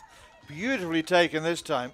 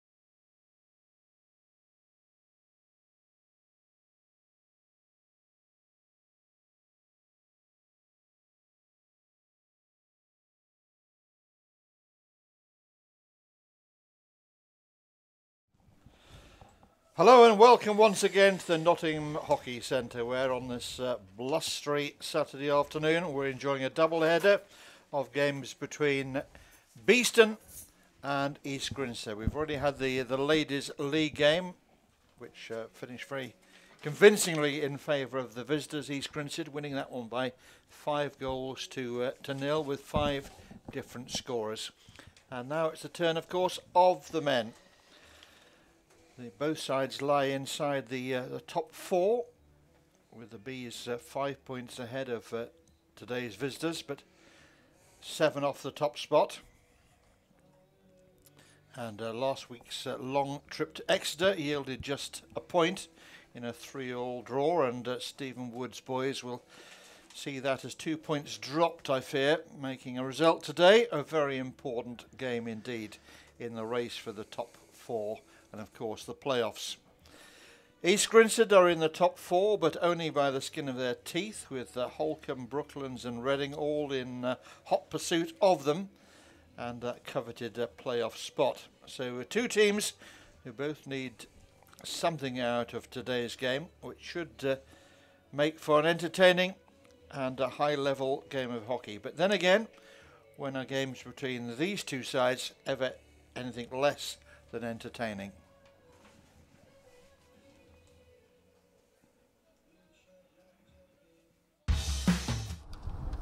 Having not played last weekend, Holcombe get their season back underway with a home match against Beeston. The home side could go above Beeston with a win, as the visitors drew 1-1 last weekend with Brooklands. They're looking to try and keep pace with the top 2 in the division. Ball to the right hand side, and a chance here perhaps as Dupre plays it into the circle, and a chance for Banderak, but Hudran is there and Beeston clear their lines. Banderak usually so deadly in front of goal, and Hudran equal to it. Ball played forward and then a measured clearance by Bray, and here come Holcombe. Little look up, plays the ball in field, gets a little lucky with the deflection, but then it's played on nicely to Field. Field into the circle on the reverse stick, fires it across, and there's no touch on the far post from the sliding duo in red shirts, and it's a 16. Field running at the heart of the Beeston defence on the reverse stick. Banderak's the first one. Who's the second one? Couldn't quite see. Is it Bray? Round they go, Beeston, trying to find the breakthrough. Ball played into the head of the circle. Shot comes in. Good save. Is that a penalty corner? Yeah, up off the keeper's left kicker. Does well to get the left foot across here, but can't control the heights. Penalty corner. Flickle with the drag flick. It's a good save by the keeper. Good job it was where it was, otherwise I think that was in. Great. Again, lovely layoff by Holcombe, and the shot is well saved. Have a look here, ball played in, lovely little layoff, and the shot is well saved by Hudran. Flickle picks it up, and that's a good save with the ball not out of harm's way. Another shot comes in, another save. Is it to be 3rd time lucky for Beeston? Ball played back in, and I think it's another penalty corner off Robbins. Good double save from the Holcombe keeper. It's the first one. Again, it will go to Gleghorn. This time he goes low and through the keeper's legs. Mark Gleghorn breaks the deadlock after 21 minutes. Holcombe 0, Beeston 1. And it's the old low one between the legs that's caught the keeper out. Really difficult sometimes, those one. Beeston lead. It's a misinjection. Holcombe have to improvise here, and a chance perhaps on the swing, and it's just been fired wide by Kaplan. Strange how often a misinjected penalty corner leads to a really good scoring opportunity. Good trap by Kaplan, and then as he spins, can't quite get it inside the post. Penalty corner. It's going to be Gleghorn again, and Gleghorn fires it to the keeper's left. and it's gone in. Gleghorn with his second. The keeper looks forlorn. He looks at his left glove. Just couldn't quite get enough on it. And Beeston have doubled their lead. Just slides inside the post. Marshall. That left-hand side, ball into the circle, well picked up. And a firing rocket shot by Proctor. That is a great goal from Chris Proctor. And 2 goals at the start of the second half have put Beeston firmly in control of this one. It was a lovely ball in. Proctor gets the better of the defender. Perhaps gets a little fortunate, but once in this position, there's no argument about that finish. Penalty corner. Again, it's Gleghorn. Will he get his hat-trick? And he does. Can you believe it? This time it's the stick glove that lets the keeper down, and with 10 minutes to go, the points are surely safe now. Holcombe 0, Beeston 4. And Gleghorn has a hat-trick. And I think the keeper will feel he could have kept all 3 out. Ball comes in. Well picked up by Griffiths. And Beeston just trying to play it out of that circle. Run into a bit of trouble. A chance here. Shot comes in. What a save from Hujwan. That is absolutely out the top drawer, because this is absolutely fired in and Hujwan gets his stick to it. Fantastic. Is there to be a consolation for the home side? Unlikely, as Marshall comes across. There is the final whistle, and an excellent road win for Beeston against the side nearest to them in the table. And it is a comfortable victory. Final score, Holcombe 0, Beeston 4. So, good news there for Beeston on their travels, a comfortable victory over Holcombe. But today, of course, a different day. They have home advantage, but they have another stern opponent in the shape of East Grinstead, who we see there warming up. Sitting alongside me is Steve Musson, as he has been pretty much throughout the men's season here at the Nottingham Hockey Centre. Steve, welcome again. What sort of game are you expecting to see today? Well, I think all the time that Beeston have played against East Grinstead, the games have always been open, progressive, quite a lot of attack play, but also flawed. And in many situations, and I think has been typical of both teams in the last few weeks, for all their good play, they can be quite open at the back and prone to mistakes. So we'll see some of that today, but I would imagine that'll make it quite an exciting fixture. The coin toss taking place in the background there. Umpire's just checking with the captains about exact start time. We'll have the players brought out onto the field in the usual fashion for you. Captains shake hands, and we'll be underway here in about 6 minutes' time with, as Steve was saying, what should be an important game. And you can see that that's the ladies' table that we're looking at there, and that's better. That's the men's table. Surbiton and Hampstead and Westminster ruling the roost at the moment, both on 32 points. Then Beeston tucked in nicely there on 25. You can do the maths yourself and see what a difference 3 points for them would make today. And then East Grinstead, well, they're on 20 points at the moment, which puts them above the line, which is where they need to be at the end of the normal league season to make the playoffs. But look at that queue of sides coming up behind them. Holcombe, Brooklands, Manchester University and Reading, all within striking distance. So it's very tight at the top, and Beeston will be keen to put some daylight, I'm sure, today between themselves and East Grinstead. 5 points looks comfortable. It could go as many as 8 with a Beeston win today, but if it were East Grinstead to win, then all of a sudden it starts to look very tight again. Steve, is that... I think it's an interesting. This is why I think this part of the season is always so fascinating, really, because you have got this chase for the top 4. It's one of the things that is good about having the playoffs, because obviously sides right the way to the end of the season are looking to get into that top 4. I watch with interest how Brooklands have come on in the last 3 or 4 weeks. They've probably got the best form in the league. 13 points from 15 they've got. And playing Exeter at home today, they're going to be looking to push Holcombe, East Grinstead and ourselves.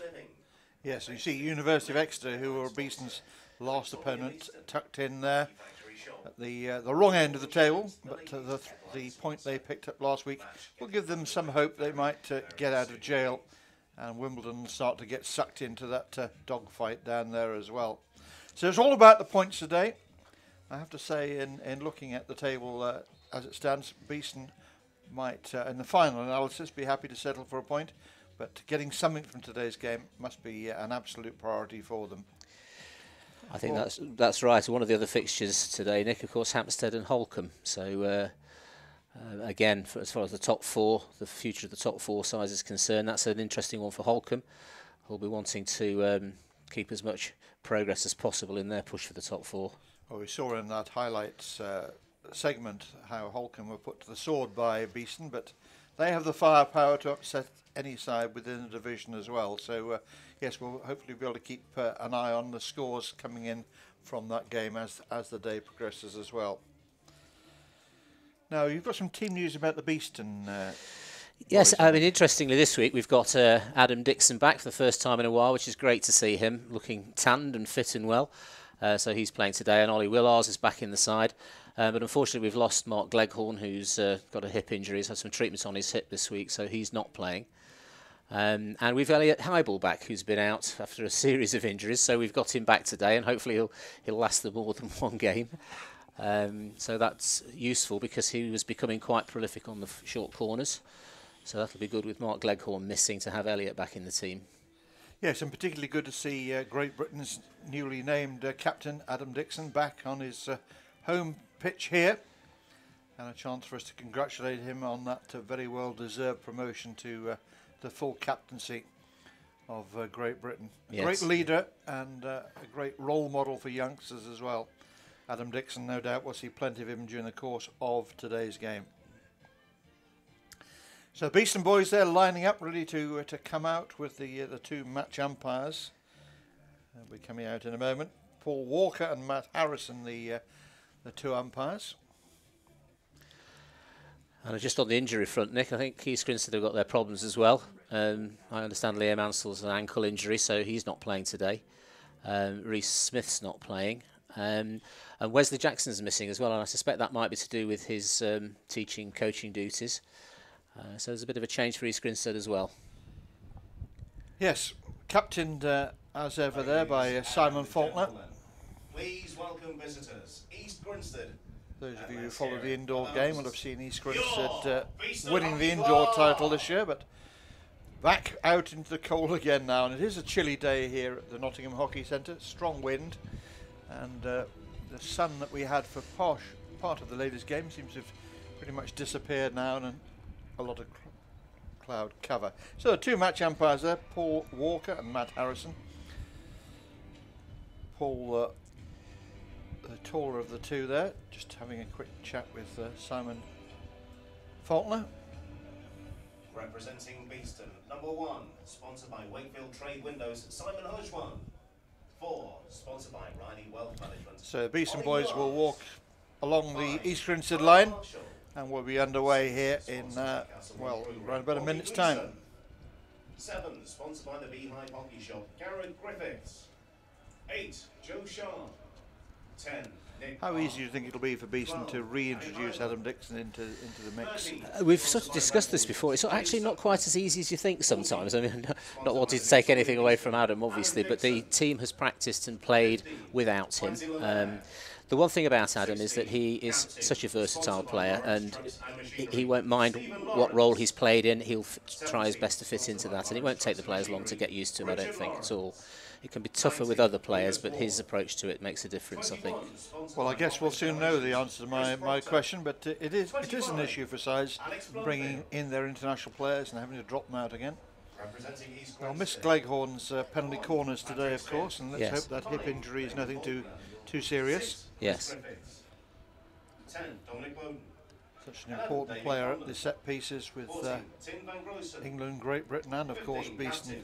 Yes. These days, so much power goes through the body. It does. Has to be generated, and there's a whole raft of penalty corner strikers around the world that we all name who've been dogged with injuries because of that, the rigour that goes into the practicing and the execution of the set piece. Yeah, very, very searching body position to have to work through it. It stresses every joint, and particularly the set leg, which is often the problem where you get problems with knees and hips, and that's what's happened with Mark.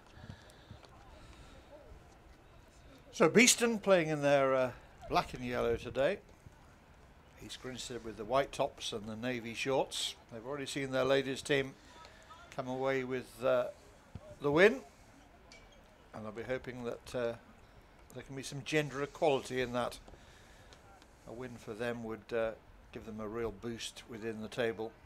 Beeston, as I said before, I think need to get something out of this game today other than a defeat. So away we go. And here is Adam Dixon on the ball. As you say, Steve, looking particularly tanned. Yes.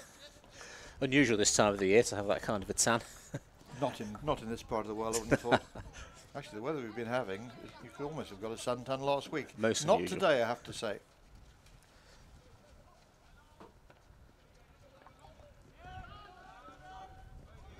Beeston trying to slide the ball down that attacking left-hand side, but just getting the angle slightly wrong.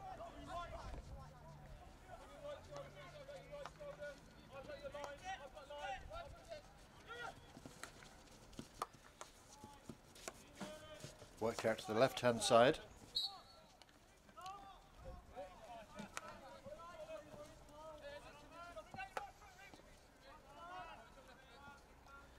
This is Ali Clift. Pulls the ball back and into the East Grinstead half of the field.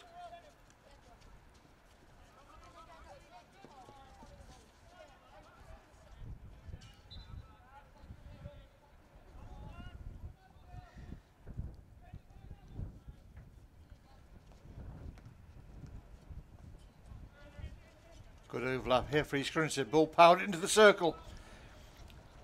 Still not clear. Beeston in 6s and 7s at the back there, but didn't end up on an East Grinstead stick, but an early alarm there. Yeah, a good quick build-up in their transfer work at the back for East Grinstead and finding their way down the right-hand side. Beeston are going to have to be sharp in the D. They showed flaws last week that led to goals that Exeter were able to score by not being set. And it's a good example again, something they've got to tidy up early. Yes, I'm sure Beeston will have viewed that as 2 points dropped last week. I think that's right. Being ahead 3 times, I think, is yes. They need to do better than that, really. Again, East Grinstead putting pressure down their attacking left-hand side.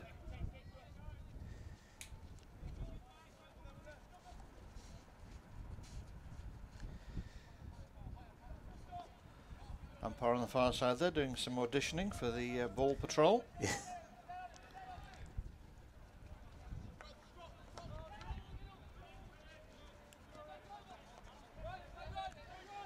Ball pace already a bit of an issue. I'd be looking at that and saying I need that to be passed around a bit quicker. Nicely intercepted. This is Stott, Ross Stott, Scottish international.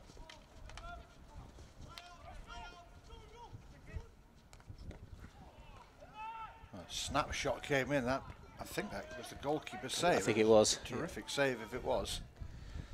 It's a good start from East Grinstead. We're not long in at all and they've already had 3 attacks, so Beeston need to settle a bit.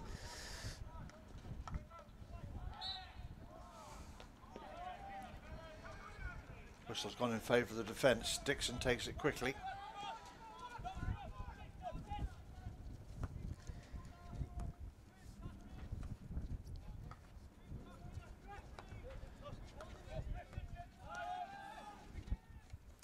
Dixon again tries to thread that pass through the eye of a needle. Didn't quite come off for him this time. Confident start this by East Grinstead, getting on the front foot.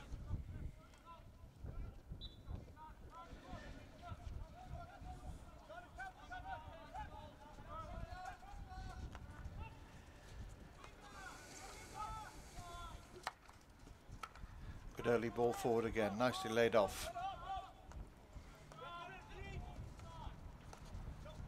Their pass connections are very good at the moment. I think that's the thing that's setting them apart. I was about to say they're being very patient, and then they go and try that speculative one out, and it's Beeston who come away strongly with the ball here. And then a complete misunderstanding. It was Chris Proctor who's been on fire for Beeston this season. Just misplacing his pass there. Yeah, Chris had a very good season. He's been scoring. He's been very good on his ball possession. I'm sure he'll be chatting to Gareth Griffiths there about the passing angles, but at least they're in East Grinstead's half at the moment.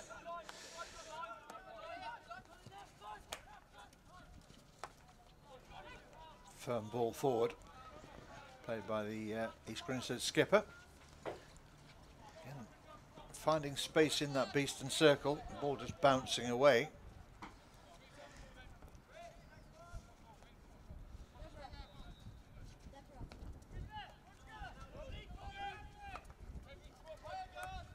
Nice high play from East Grinstead here. It gives them a lot of options for getting into the D. The risk for them, of course, is that they turn the ball over and leads to a counter-attack, as it happened a moment ago, but they're doing well at the moment.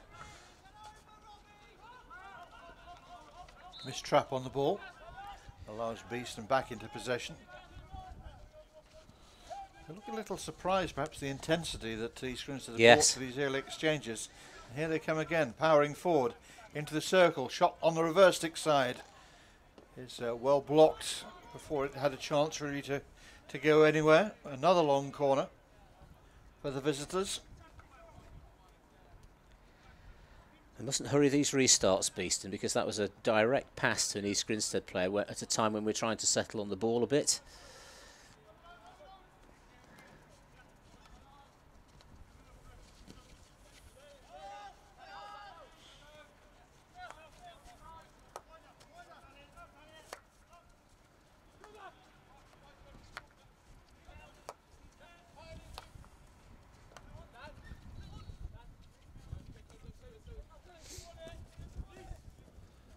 Tyne now out to the right hand side. Thrown over the top is a good one too. Drops straight onto the stick. Real purpose about these EG attacks. Very much. As you say, good use of the aerial ball as well, not just throwing it into open territory, but player to player. Ball just catching the foot there.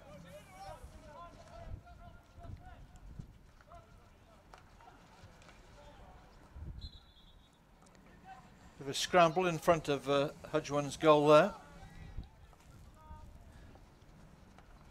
Well, it's all East Grinstead at the moment. It is. And Beeston need to dig in here.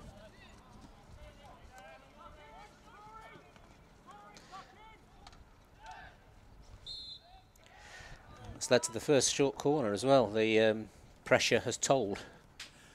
Well, it was building on the defence the whole time, wasn't it? And good use of the width of the pitch on this left-hand side by East Grinstead. See it again here, transferred quickly. Got the space here. I think if we were to look at any kind of possession stats at the moment, we'd be looking at almost 80-20 in favour of East Grinstead. It's got to be up there. So the first opportunity here for East Grinstead to really test Simon Hudgwan in the Beeston net from the penalty corner. Simon Faulkner, number 15, is very adept at these. Powerful flicker of the ball. Yes, the number one runner, Stephen Lawrence, is going to have to get this very accurate. Faulkner winds it up, it goes along the deck. Hudgwan saves. And it's cleared. It must have. It's a reward for the raised kick. Raised kick the second time around, do you think? I think it must have been the first time. It's a straight kick out, straight into the advancing East Grinstead player. So 2 corners coming in quick succession.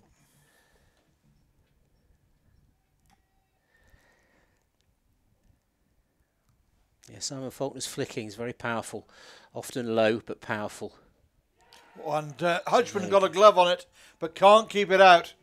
And East Grinstead have the lead that their possession in the game to date just about deserves. And it's their captain, Simon Faulkner, who gives them the lead. Let's watch the corner again here, Steve. Very good injection. Not hugely high, but it was rising and angling its way away from Simon Hudjuan, and the best he could do was just to tip it into the net. Yes, I think Simon will be disappointed that he couldn't keep that one out, but testimony to the power that Faulkner can generate. Yes. He's a very, very solid unit indeed, almost square. Yeah. Very, very powerful. East Grinstead goal scorer, Simon Faulkner. Well, I have to say the standard of the East Grinstead play at the moment, it's quite a bit ahead of Beeston, and they need to step up, get a bit more precise in their passing, purposeful in their counter-attack work. So 10 minutes gone, and the visitors are ahead here.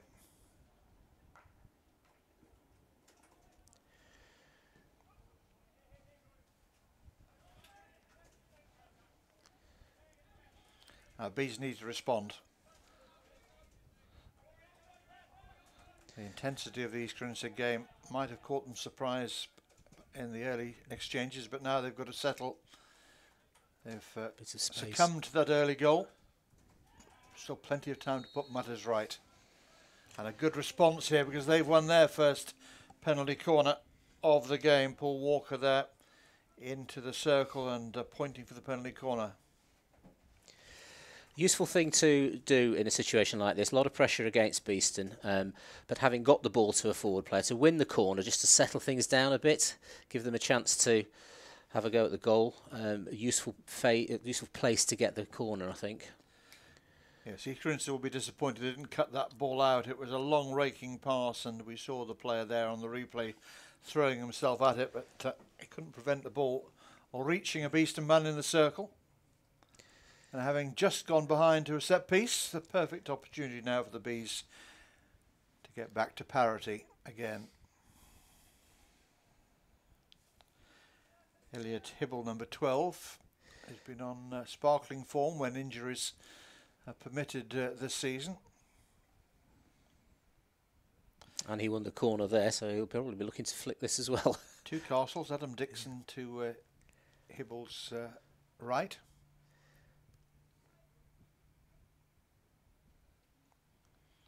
It's Hibble who takes it on. Very good corner. And it's very good corner. Hibble who scores.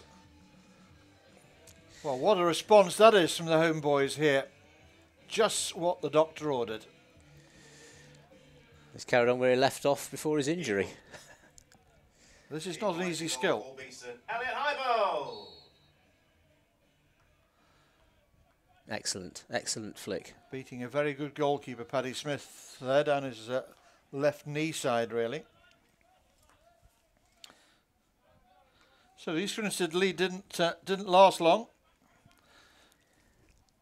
And we asked whether Beeston would use the East Grinstead goal as a wake-up call. It seems to have been a pretty loud call that has roused them from their early slumbers.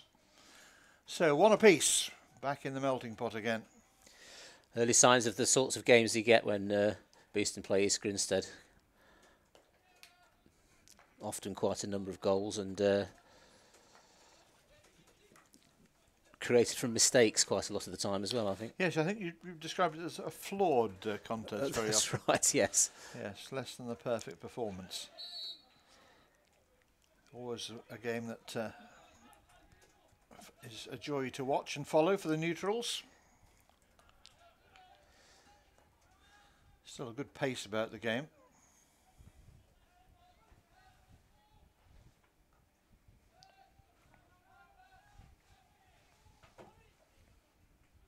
East Grinstead a lot more organised than they were when we played them at their place in the early part of the season. This is a much more structured performance from them. Well, it's been a difficult season for all of the sides pretty much in the Premier Division. Certainly those who provide players to the international team to bring players in and out and constantly having to chop and change your squads. Yes.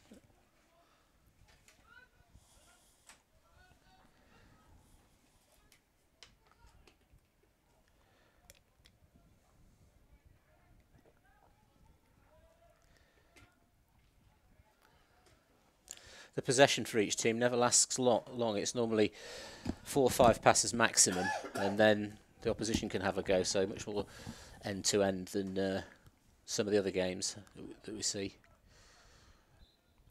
East Grinstead trying to get back into that offensive mode again.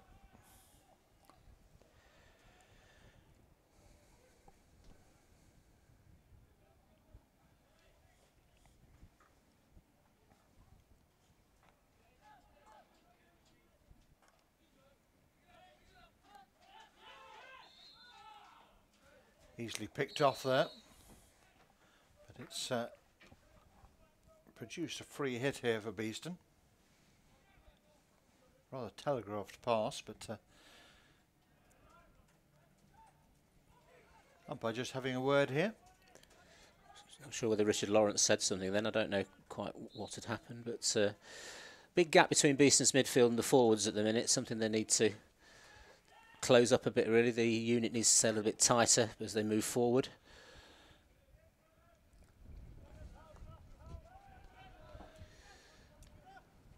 Typical bit of Adam Dixon work there, that scurrying running style of his. Yeah.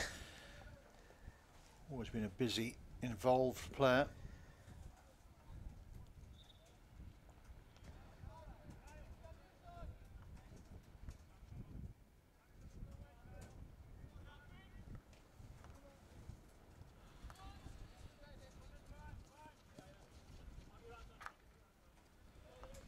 A little bit of that East Grinstead sting has been taken out of the game, I think, just in the last 2 or 3 minutes.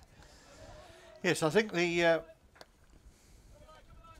short-lived nature of the lead has perhaps concerned them a little bit. Yes. The old story about you being at your most vulnerable when you've scored was tested and found to be pretty much accurate. Again, fired back into the circle. A half chance there for Beeston, but it's East Grinstead who come away. It's that readiness in the D that we've talked about before. The preparation for a cross needs to happen at the point where the ball's struck, not when you see it arrive on your stick. And a number of times I think forwards often don't react until the ball's really close to them.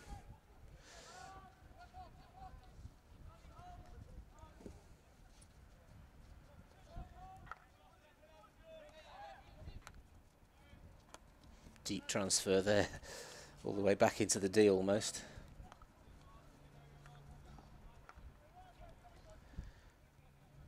Beeston come out of their own 23. A lot of legwork being put in by East Grinstead doing the closing now, but they're chasing shadows at the moment as Beeston transfer the ball cleverly.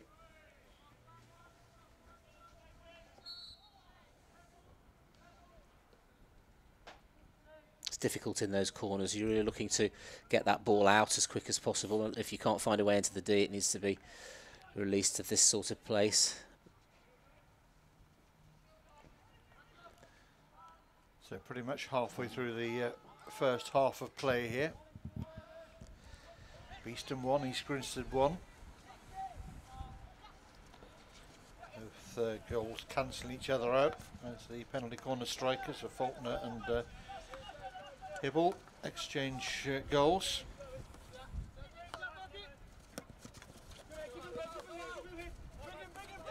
Good pressure from Beeston, but East Grinstead have done well and got out of that nicely.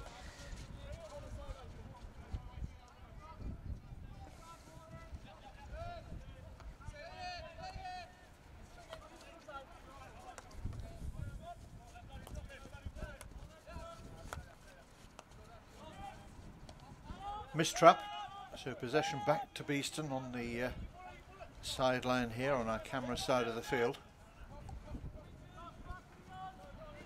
High press from East Grinstead. There's not a lot of space there for Beeston. That's going to have to be cleverly moved, and the aerial's an obvious way of getting out of that.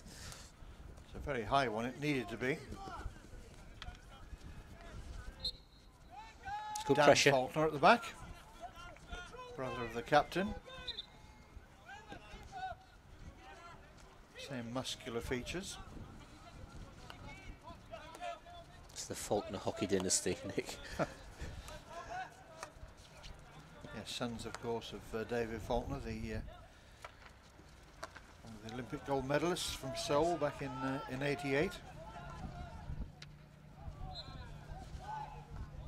Didn't take any prisoners, did he? He didn't. He didn't. And the apple, as they say, never falls far from the tree, as these two are proving. Well done, Chris Proctor. Good low tackle. And he breaks away with the ball as well and finds the pass here. Triply well done.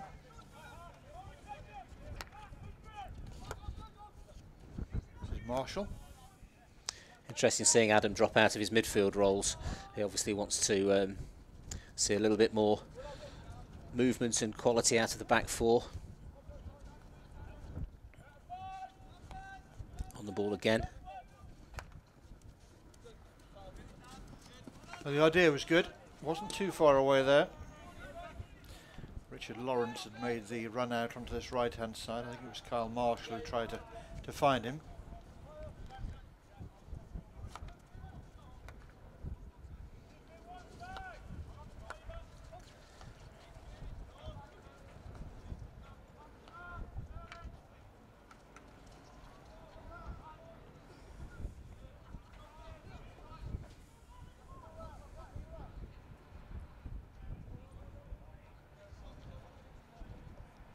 Sideline ball for East Grinstead once we get a ball in the requisite position.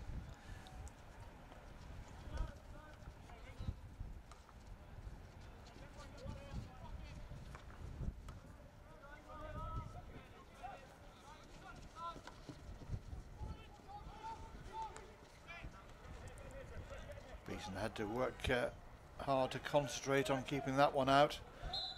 Positions had to be absolutely spot on. Robbie Gleeson's run that off the side. That's unfortunate, really, trying to get out of what is a tight area at the moment. East Grinstead not afraid to fire the ball into the marked player, and it's paying dividends for them at the moment.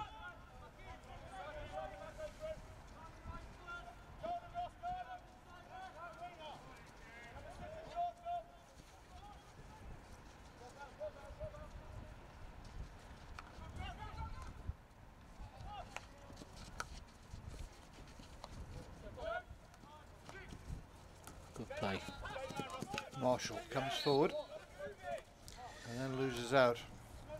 In those sort of positions, the minute you take that ball inside, it's very easy for the marking forward to pick the ball off you, as Kyle Marshall found out then.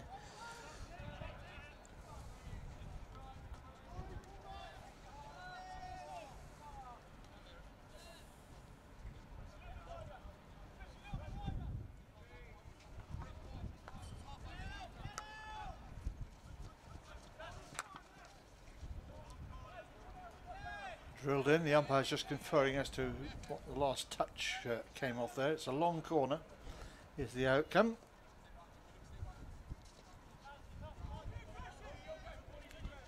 And Stott. Again, Beeston leaving this player wide on the left hand side, allowing the pass to him.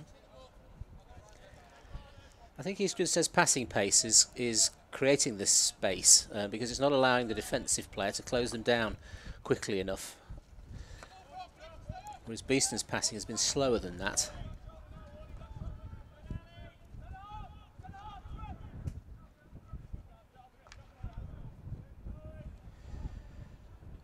Long corner again. So pressure again, just starting to build on Beeston here. Still just under 12 minutes left in this first half of play. Beeston 1, East Grinstead 1.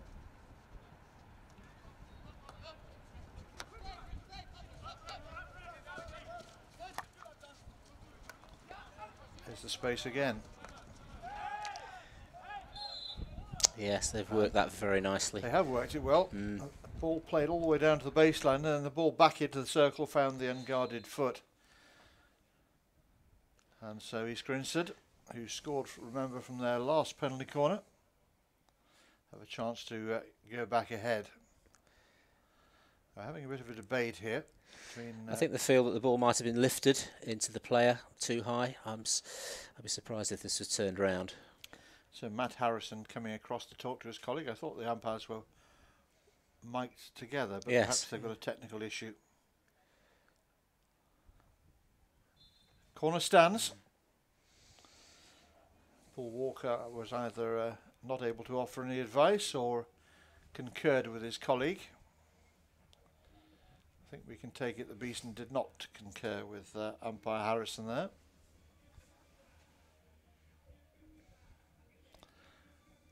So what could be another pivotal moment in the game here. East Grinstead with a chance to get their noses back ahead.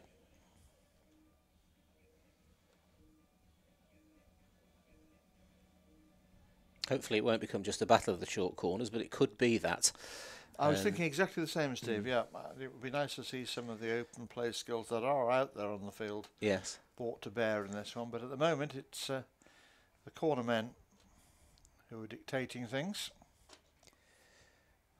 Now, last time Faulkner's shot beat Simon Hudgwan to his right-hand side. It was round about just above knee height. Would you say? I think so. Yeah, it was definitely rising, and it Simon. The roof of the net by the time it finished, but a big deflection off Hudgwan. Faulkner again. He's done it low and hard into the corner, and that's more of a trait of his corner flicking. That is his trademark, isn't it? But what a talisman he's proving to be here for his team. Let's watch it again. I thought Hudgwan was a little further to his own right this time. Yes. And Faulkner all along the carpet there, hammering the ball into the backboards. So he's going to back ahead, and once again it's the penalty corners doing the stuff. Beeston, who came back immediately having conceded before, looking to do the same again. They've got a little more than 10 minutes left in this first half here to get back on terms.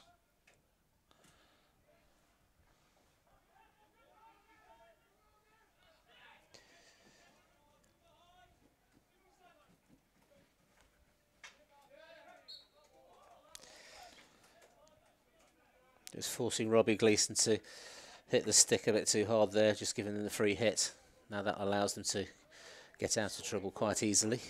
Simon Faulkner.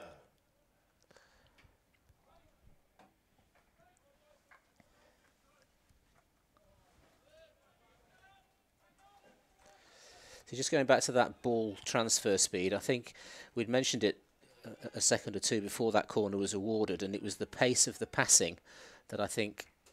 Ooh. Oh, what! There we go. What a response again! Unbelievable stuff. Well, it was. I think initially it was a fantastic save from Paddy Smith, who is nothing if not spectacular in the goal. But the follow-up has seen the ball bundled into the back of the net, and bundled it most certainly was. Let's watch it again here. Great perseverance initially. It's hit the bar and come back out, doesn't it? Save, bar, and then follow up. And again, the umpire's going into a huddle. But again, the goal stands. The engaged umpire. That nervous moment when the umpires come together. It's always a nervous moment. So there's our goal scorer, is it? Do you concur on that, Steve? I think it's Nick Park. Nick Park, yes. So Nick Park producing the equaliser. And for the second time in the game, Beeston get back on terms, having recently gone behind. Well, it shows a real spirit. Yes, great work from Adam Dixon and Robbie Gleeson, attacking straight down the middle, and led to Robbie Gleeson's reverse stick shot. Powerful. Yes, the tenacity of Dixon just wouldn't be shaken off, and that's always been a great trait of his game. Yes.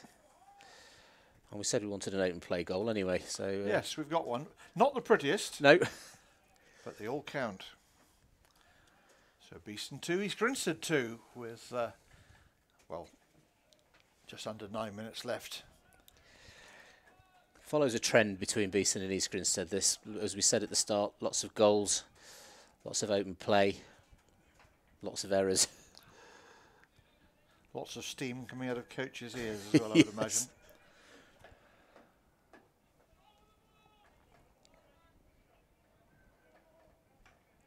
I suspect it'll carry on like this right to the end of the game, Nick. I don't see this as being a runaway victory for either side. Famous last words. But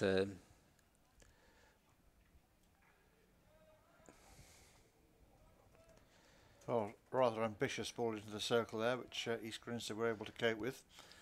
But Beeston trying to get back on the front foot here. Was that a push? I think it was, yeah. Oh, no. So. It's gone the other way, though. Not quite sure what happened there, why that was given against Elliot Hybel, but...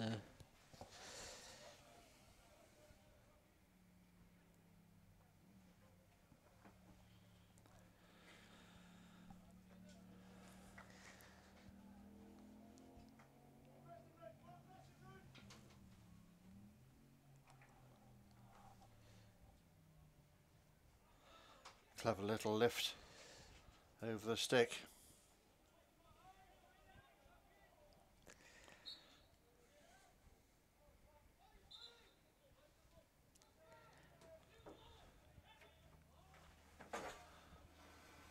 So East Grinstead twice ahead, twice pegged back, come forward again now, looking to get the noses ahead.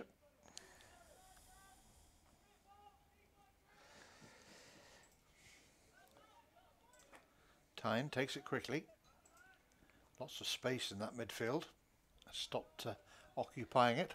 And pretty much the freedom of the parish there.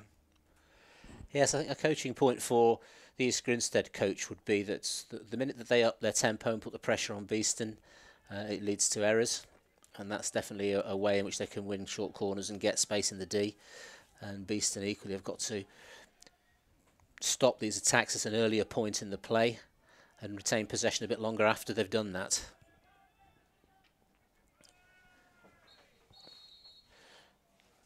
Strong run from Chris Proctor there. Somebody's going to get a card for that.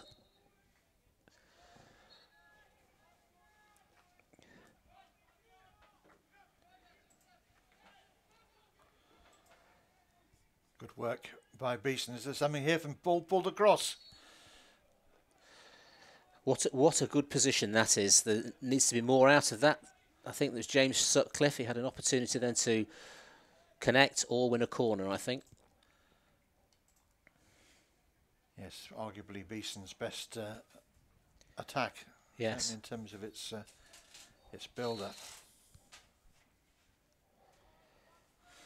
So I agree with you, Steve. I think there are more goals to be had in this game. I certainly wouldn't want to pick a winner at this point.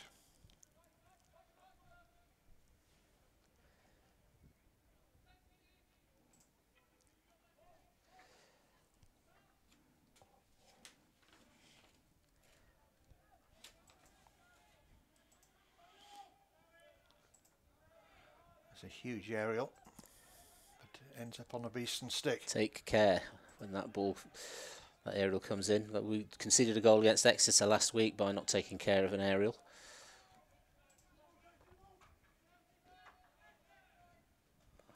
Very good skills.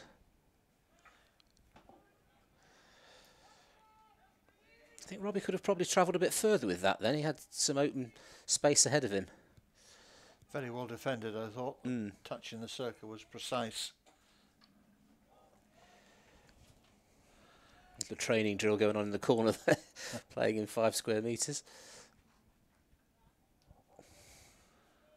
Deflected over the baseline, just a long corner. Long corner is much more dangerous now from these sort of start positions they used to be. I just don't like calling them corners. No. Doesn't sit well with me at all. But the phrase a 23-metre restart's not. Yes, something like that. Something equally snappy. Equally and catchy. snappy, yes.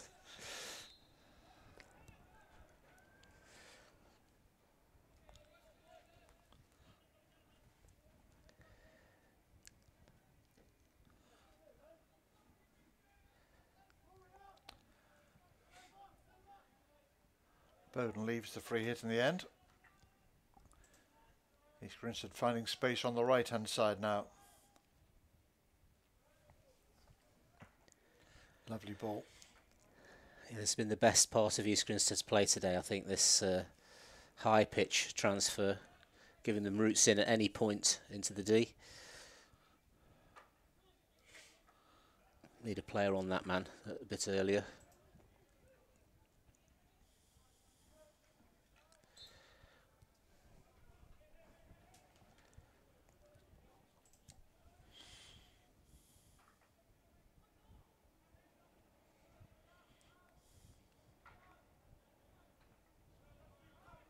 Well intercepted now. Is there a chance here for Beeston to break forwards and put some pressure on the East Grinstead circle before half time?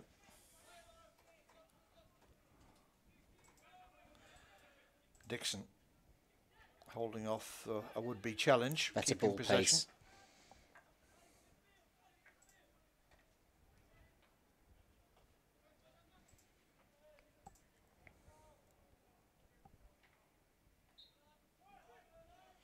You know Adam Dixon very well, Steve. How do you think he'll respond to the international captaincy? Is it something he'll take in his stride? I think he will, yeah. He has a calmness about him. He understands how difficult it is, and his work rate and leadership it will be partly done by example as well. So I think a lot of players will feed off that, which has definitely got to be a plus. He analyses games well and understands what it takes to get results. So I think from that point of view, there's so many strengths in him, really.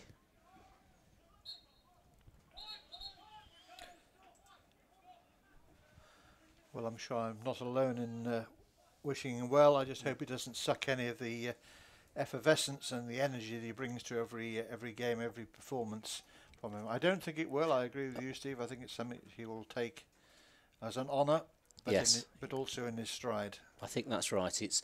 I don't see it affecting his own game, and I think that's probably one of the reasons why he's been given that, because of his maturity and his approach. Yeah.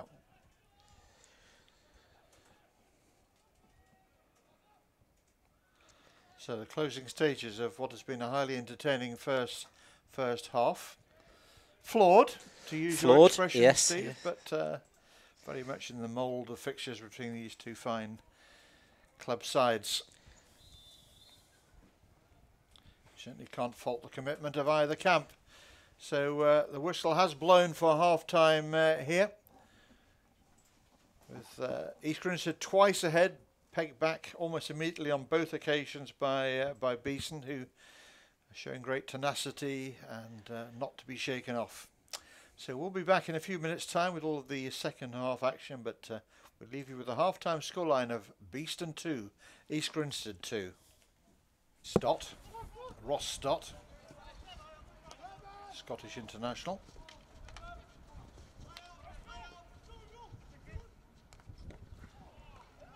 A snapshot came in. I think that was the goalkeeper's save. I think it was. Terrific save if it was.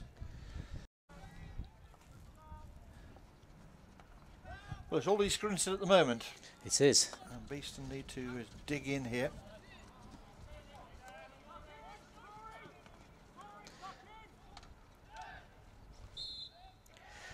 It's led to the first short corner.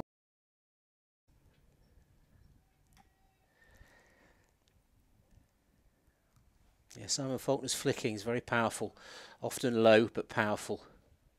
And Hodgman got a glove on it, but can't keep it out. And East Grinstead have the lead at their possession in the game to Hibble's right.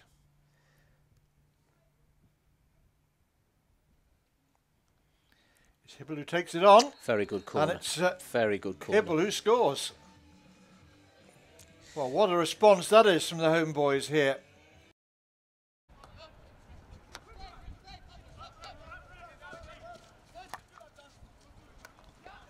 There's the space again. Yes, they've worked that very nicely. They have worked it well. The ball played all the way down to the baseline, and then the ball back into the circle found side. It was round about just above knee height, would you have said? I think so, yeah. It was definitely rising, and it Simon... the roof of the net by the time it finished, but a big deflection off Hodgman. Faulkner again. He's done it low and hard into the corner, and that's more of a trait of his corner flicking. That is his trademark, isn't it? But so just going back to that ball transfer speed, I think we'd mentioned it a second or two before that corner was awarded, and it was the pace of the passing that I think... Ooh. Oh, what! Well, there we go. What a response again! Unbelievable stuff. Well, it was. I think initially it was a fan.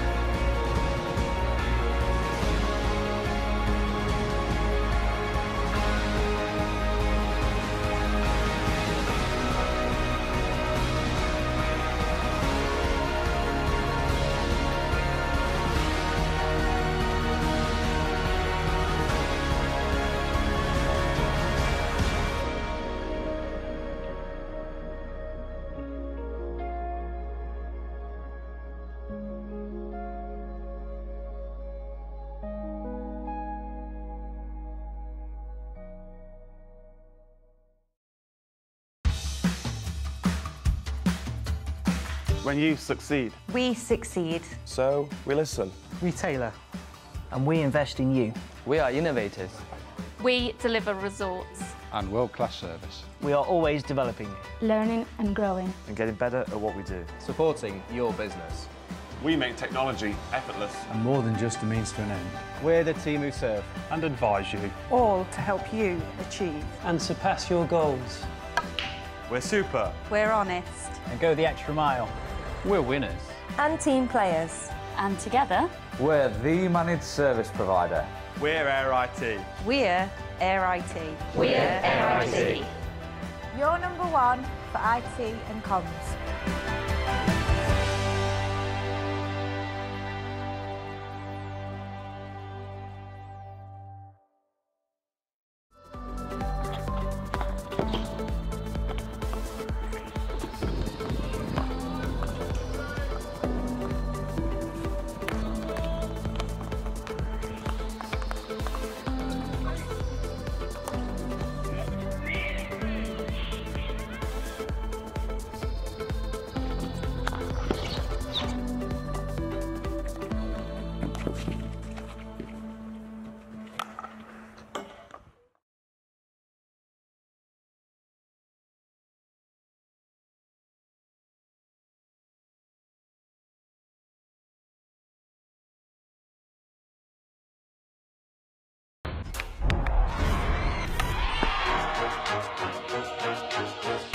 I played at the highest level for Holland since I was 17. First you start as a talented little girl and just go and play, and now you really have to carry the team. A lot of the media, they always write things about you, but it's not important. I know what I can do, and the people that I really care about, they always believed in me, and I've always been a fighter. Even when you think you can't go anymore, you just keep on going because of your team. My position in the field is important, but without the others, I'm a no one. Speed is very important. There isn't room for error, actually. It's just me, opponents, and my teammates. You have to give it your all, no mercy. Every competition we play, you just want to win. When you step on the podium, it's just the best feeling in the world. It is hard to dare and dream about winning, but we know if we play well, we can beat anyone. You can see that the umpires are making it.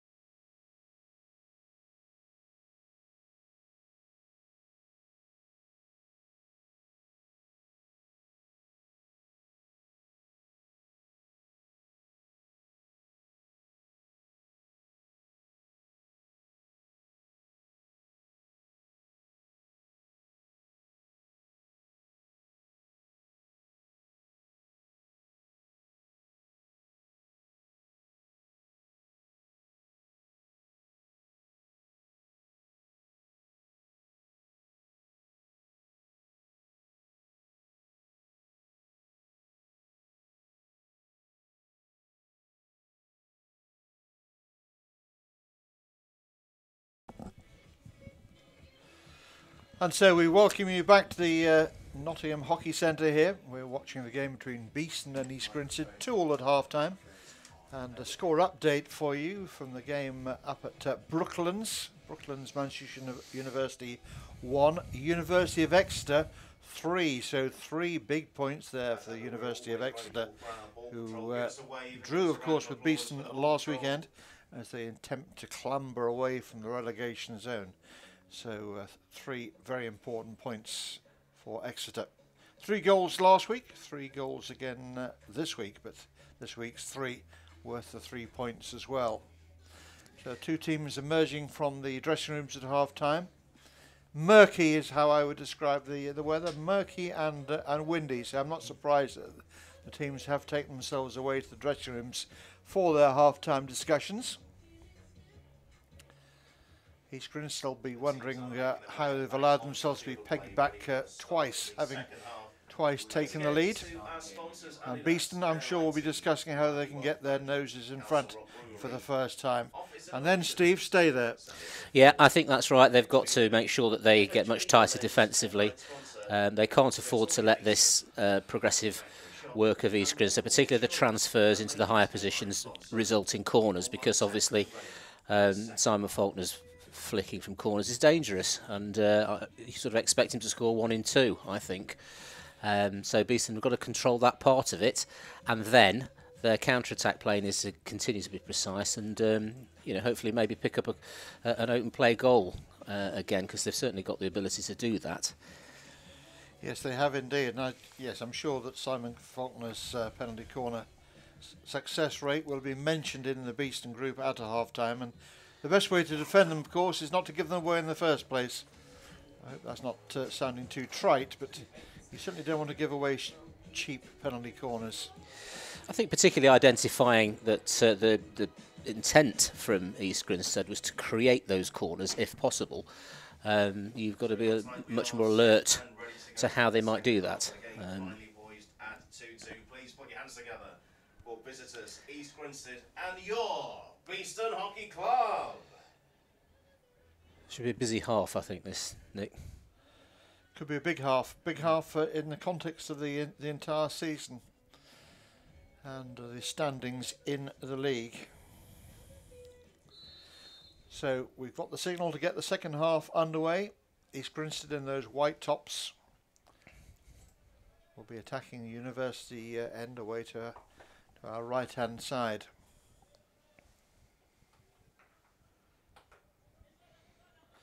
Interested to see whether there's any change in setup from either camp in the second half.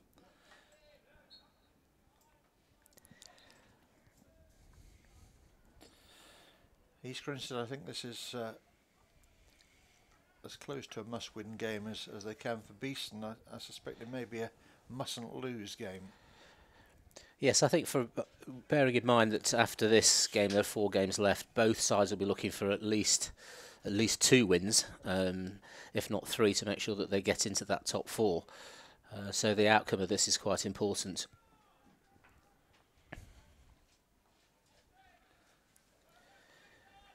But it's interesting to see the fight back factor from sides who are trying to get away from the bottom of the league. Obviously Exeter doing very well.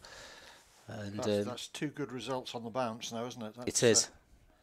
That's impressive. It's not easy at this stage of the season to start picking up points when you've been under the cosh for most of the season.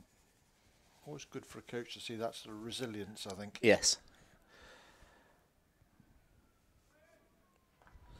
Sevenoaks starting to look somewhat detached down at the bottom, but those points for Exeter today, or University of Exeter, start to suck Wimbledon back into the mix. Yes.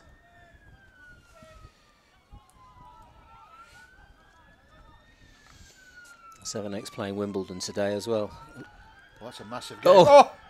It's forced over the line, and East Grinstead have got the lead again. Beeston are complaining about some infringement they think they've seen in the circle. I don't think there's very much point in the umpire referring with his colleague on this one. Let's watch it again. Well, it's a real tangle. Just what we're talking about, that intent by East Grinstead to force that ball into the D in those deep and wide areas, and then just put it across somewhere dangerous in the goal mouth, and that's led to that. But it's Ross Stott who's got the final touch on it, and I wouldn't describe Ross as a free scoring player, but he's lethal from that sort of distance of what, 15 centimetres. Yes.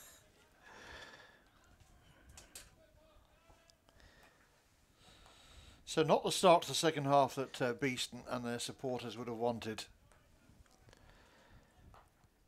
Scoring for East Grinstead, Ross Stott.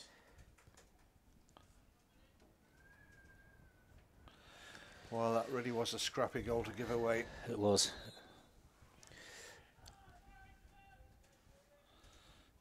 Now a further test here of the Beeston character that's not been found wanting up to this point.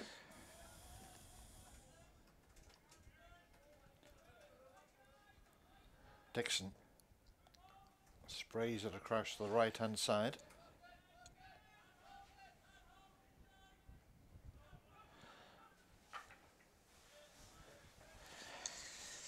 A good turn from Kyle there. He had a better route into the D, I think, than to just clatter it in like that. I think he could have probably travelled a bit further with it. made the defenders look over their shoulders a bit. Yes, there's no need for any panic stations play from Beeston at the moment. They need to be patient, try and stick with the game plan. They know they've been behind twice before in the game and have responded. Yeah, there's always that tendency to hurry it when you've conceded a goal, and it's probably the last thing you should do. Yes, and if you are going to concede second half goals, better to concede them early rather than late. Yes. Still plenty of time to recover from this situation. It's starting to look like a game where Beeston's big game players, and they've got some of them out there today, have got to step up here and really make their mark. Again, good approach work from East Grinstead. Better defence, tidier defence this time from Beeston. They've got a lot out of that position in the D. Half chance here. Shot comes in high. And Hudgwan did very well sliding that left foot across. Didn't see much of that, I don't think. It was a... Yeah, they've seen it late, I suspect, but he did very well indeed. That was destined for his bottom left-hand corner.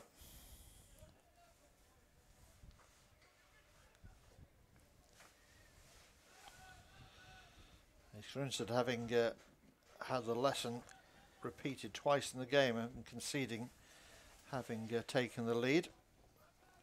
This time pushing on, looking to build on it.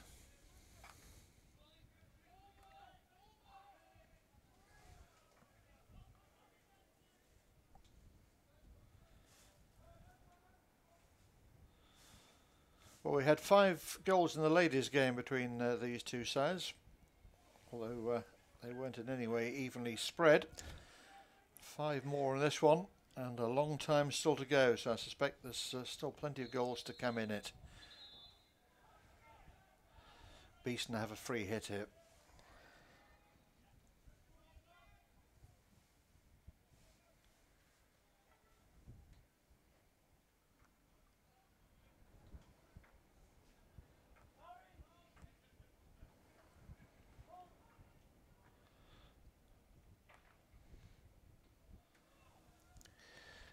Yes, that's a decent feed forward there. That really does need to be picked up rather than just deflected. I know it's not easy, but it's just that bit of concentration and focus on making sure that that stays in the last third of the pitch. It's too easy for East Grinstead just to get a restart. And there's another one of those errors we've talked about. With yeah, this. well, they're going to come. There are going to be some tensions out there. We've spoken oft times already in this game about the importance of today's game and the destiny of the points on offer. The teams will be well aware of that. A lot of space there for Beeston. Cut out of the top of the circle. East Grinstead can break from here.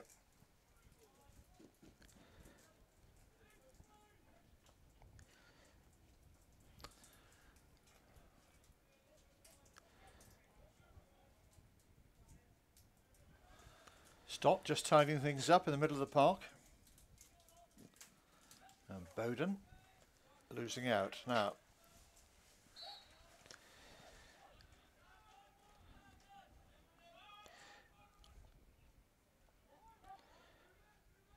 Tricky aerial to deal with there, but that was... he did well, didn't he? Did well.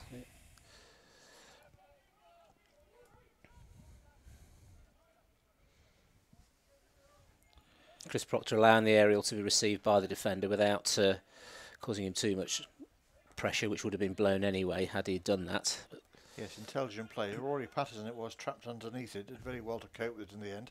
Now Dixon drifting left to right, leaves it behind. Lovely dump ball from Adam Dixon there, travelling across the top of the D. Opens up all kinds of angles if it's understood that can happen. Just a little injection of pace there from Adam Dixon. Changed the whole feel for the move. He's just gone very deep there. Oh! Well, poor communication there between the two Beeston players.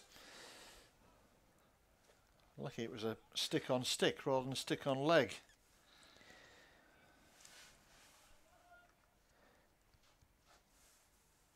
It is, as I mentioned before, a windy day, and it's the sort of day that, unless you're very clear with your pitch communications, it's very hard sometimes to pick up a player's call. Or am I being too charitable? Perhaps there wasn't a call to be heard. I think Robbie Gleeson was in the best place to hit it, but that's where the communication came in, because it wasn't understood that that was what was going to happen.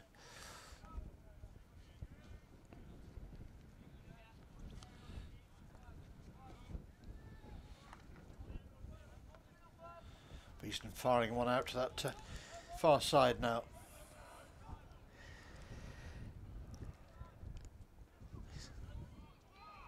This is lovely coming from East Grinstead, putting pressure on the top of that Beeston circle, who had the numbers there. Marshall gets one out to this left-hand side.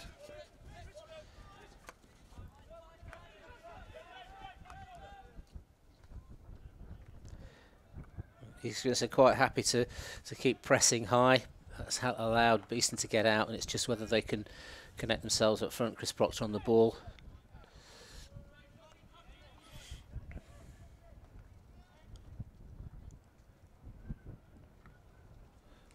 Nice ball in. Good hockey, good play. Well, that's much more like it from Beeston. Good goalkeeping there, sweeping the ball away there. Paddy Smith, one of the game's more mobile goalkeepers.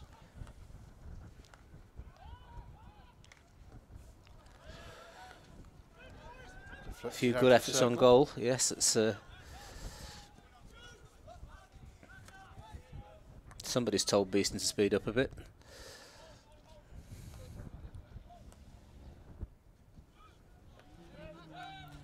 Now Dixon looks for the support, finds it on the left-hand side. Kyle Marshall.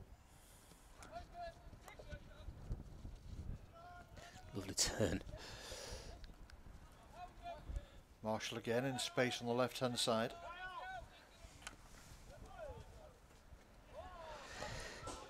Not a particularly helpful pass. Good possession, and it's just been given away by a complete mishit.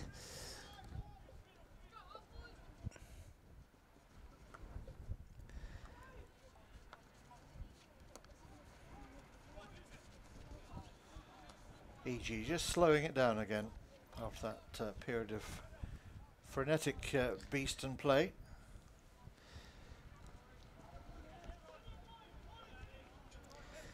They did drop quite deep in that little phase of play, whether that was probably called, so much deeper than even half court, just to make sure that they stayed in shape until they got the ball back, and it worked quite well for them.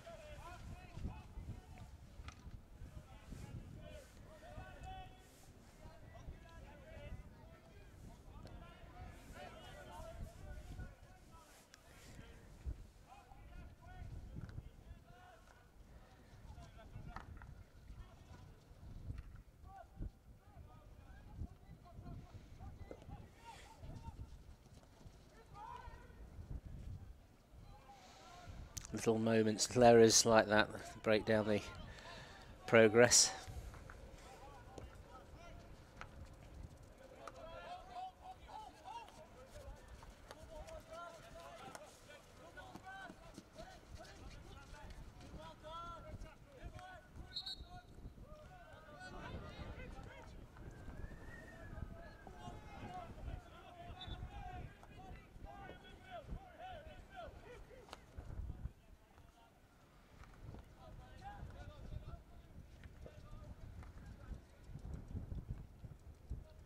I think Beeston will be hoping for something from this attack now.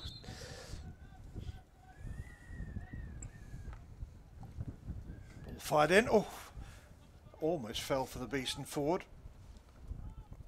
East Grinstead not coping with it particularly well. Rather wild shot on the reverse stick side. Yes, I think that would have been better possessed and going again rather than just having a shy from an awkward angle. Yes, there is still a long time to go, but that's easily said from a commentary position. Perhaps less easy to recognise down there on the pitch in a game that's clearly going to be all about small margins. Yes. But you're absolutely right, Steve. It was a time for composure.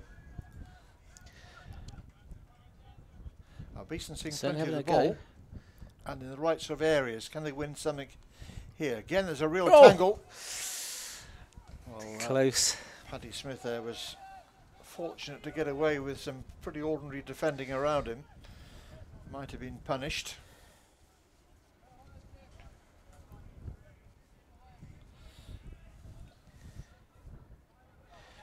I think both defences, to some extent, have been going into panic mode when things get a bit tight.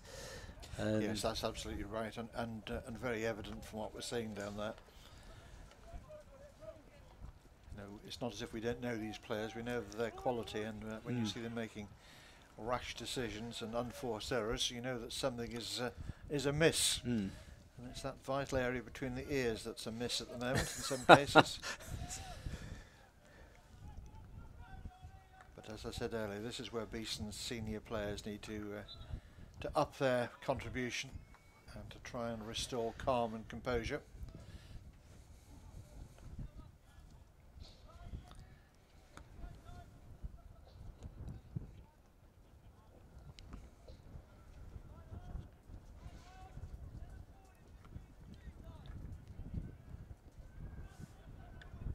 So about 20 minutes left in this one as Beeston launch one into the circle. Well, I think they feel there that there was a serious push on Elliot Heibel in the D. Obviously, Matt Harrison didn't think that was the case. Well, he was given plenty of advice from behind. But He was. plenty of advice there coming from the Beeston supporters. I always think hockey's not a sport where you find people diving for things like you would see possibly in other sports. So. Big result there for the University of Birmingham in the Investec Women's League. The University of Birmingham won, Surbiton 0. We had a look at that league table earlier, and the University of Birmingham were in the wrong end of the table, and Surbiton very much at the business end. That's a real turn-up. Great result for the University of Birmingham, getting the better of Surbiton. The fight factor in this part of the late part of the season. Yes. Good position here for Beeston. A bit more movement maybe from the forwards.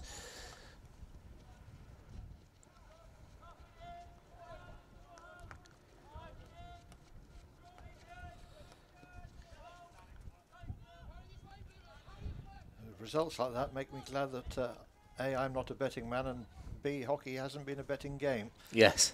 I lost not just my shirt, but my entire wardrobe, which numbers about 3 shirts on that one.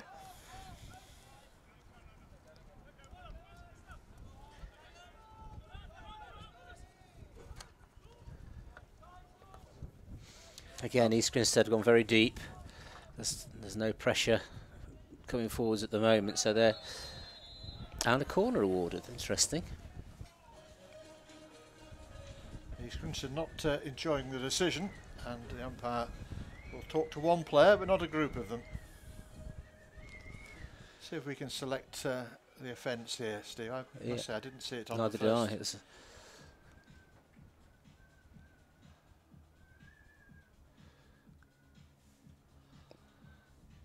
something deliberate from the defender, but we can't quite see from here. So,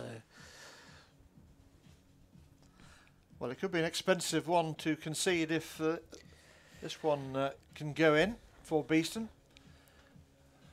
Looking for their 3rd equaliser in the game. Last week they drew 3-3, having led on 3 occasions. well, the last 5 minutes, East Grinstead have dropped very deep to make sure that there's no chance of a counter-attack type of goal, but of course that does lay you open to the risk of giving away short corners, and Beeston will have been trying to get that. I'm not quite sure they quite planned that one, but it certainly gives them an opportunity here. Heibel there with his legs akimbo. Dixon to his right. Heibel number 12, Dixon number 14. East Grinstead encouraged back behind the goal line, ready to defend.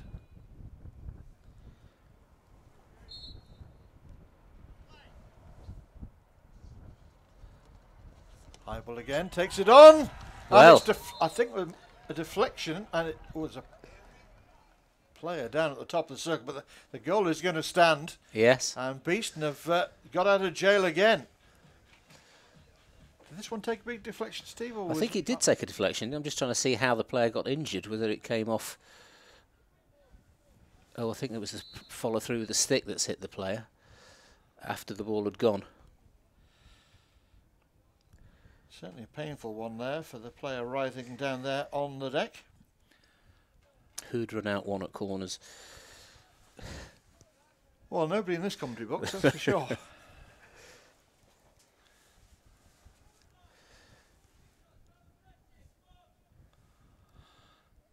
So it's Dan Faulkner who bore the brunt of that. I think that goal may have been ruled out. I think it has, yeah. Just looking at what's... It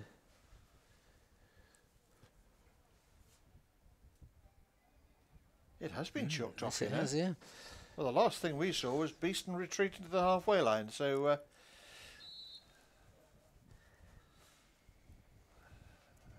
not quite sure what the umpire has blown that for.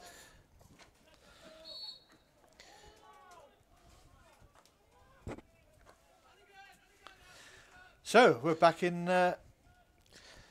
Beeston looking for another corner. Or an open play goal. Yes. Take away the uncertainty of it all.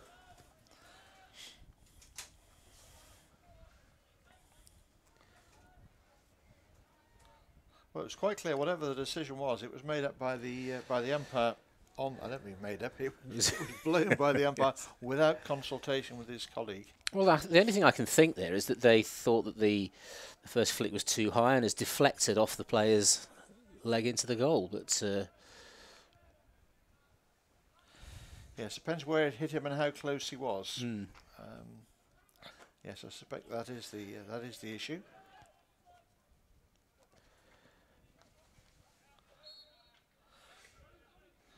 They certainly left Dan Faulkner writhing around on the floor, and the ball in the back of the net, but it's been chalked off. And Beeston 2, East Grinstead 3 is how it still stands, with a little more than a quarter of an hour to go now.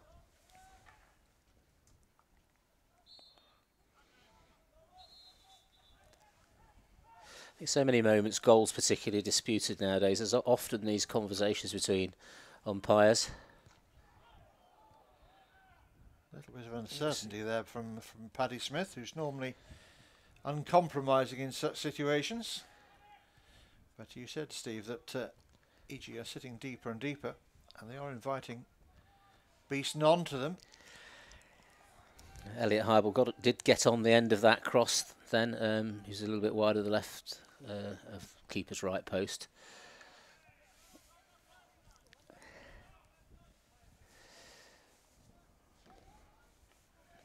Always difficult in this scenario, certainly for East Grinstead. Do you just defend and try to see this through, or do you play like you have been playing in the way that's got you to the lead in the first place and look for an opportunity to take a fourth goal? But Beeston have got a lot of pressure on them at the moment. Yes, this is the period of the play that East Grinstead have got to withstand. They will have other moments of their own. We'll play her down, so umpire, I think, has decided that we can't play any longer.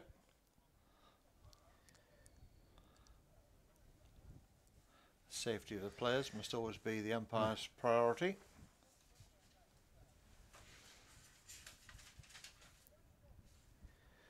It's not quite like in rugby where the game goes on around the injured player.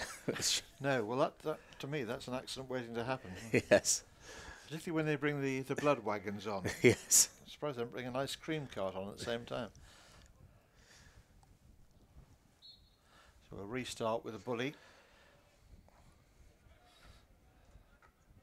Conducted in the usual gentlemanly fashion.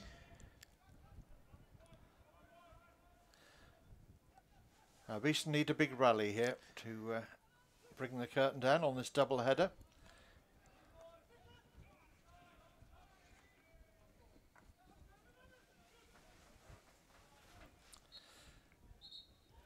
A double header that, as things stand, are going to produce the princely total of 0 points for the home team here. So yes, a bit to do in the last what have we got, 13 minutes or so? Yep, just under 13 14 minutes remaining. Yep. We can't rely necessarily on our on-screen clock because it's not synchronized with the technical table. This is good from Beeston. Ball played in.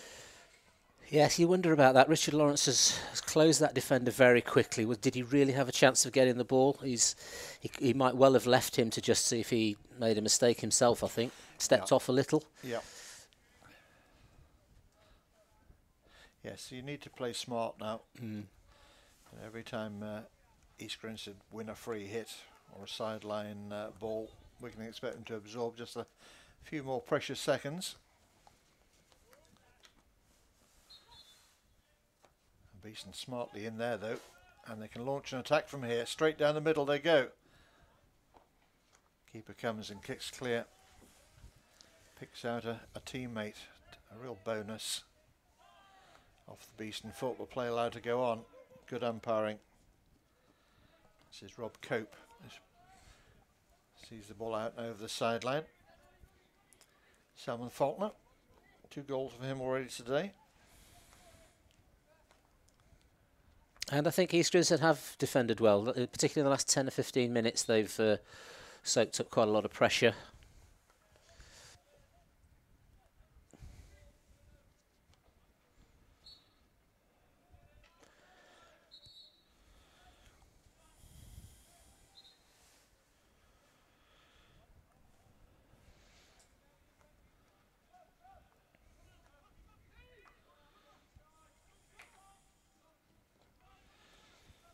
Angle all wrong for that ball into the circle, careering into the sideboards and bouncing away.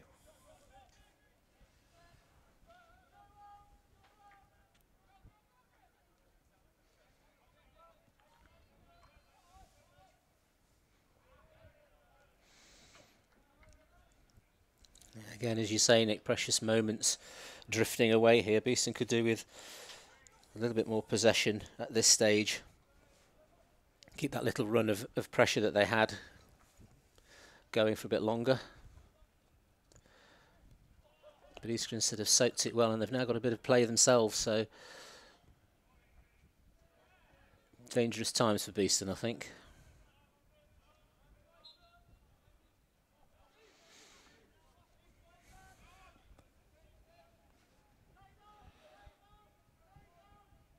So about 11 minutes to go. Ball fired across to Kyle Marshall on this left-hand side. Nicely weighted pass down towards the baseline, but forced very wide.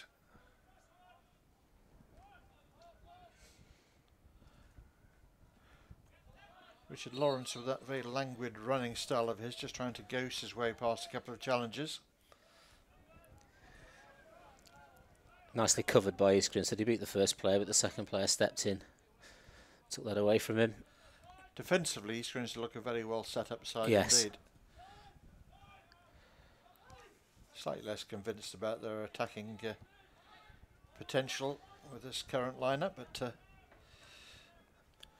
happy to be proved wrong on that. Well, interestingly, with Brooklands losing to Exeter, if Hampstead were to beat Holcombe, this would really separate the top 4, I think, because it'll take East Grinstead up to 23 points. Beeston on 25, and depending on what happens in the Holcombe game. Yes. Yes, Holcombe at the moment are on 19 points, with whatever points they can glean from this weekend to be added to that. East Grinstead, as things stand at the moment, would go on to 23, 2 behind Beeston on 25.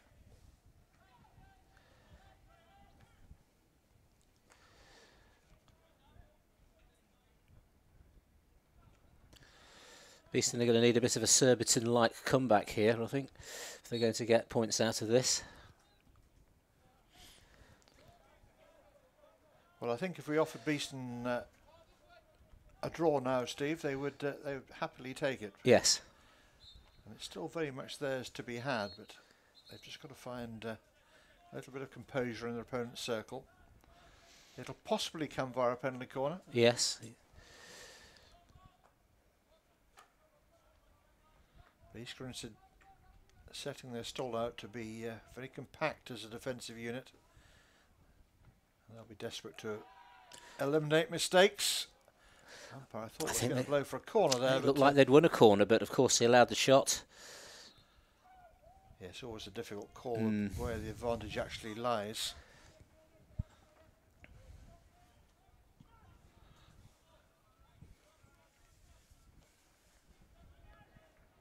Just what you want to see in this sort of a situation. Beeston fighting hard to get back into this, not accepting the fact that they're behind.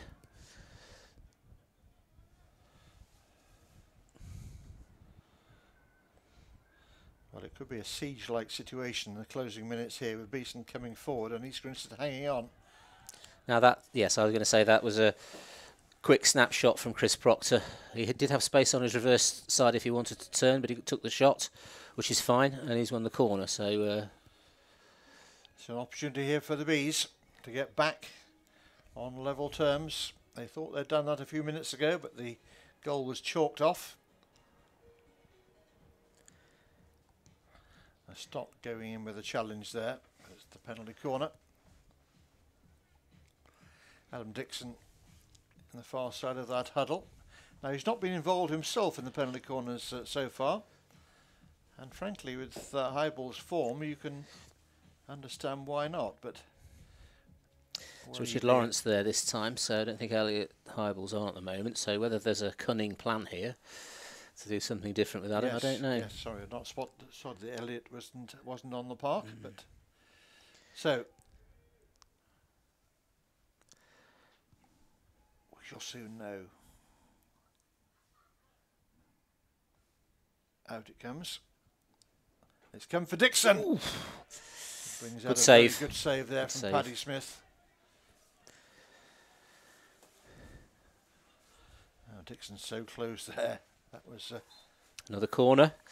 Oh, this is much better from Beeston. This is the grandson finish their coach's coaching team would have been wanting to see. Let's look at the last corner again. Good injection, going the long way to the furthest castle. And Adam coming back across the goalkeeper, but Patrick Smith switched on to that. And that's come up off the high cliff stick for the next corner.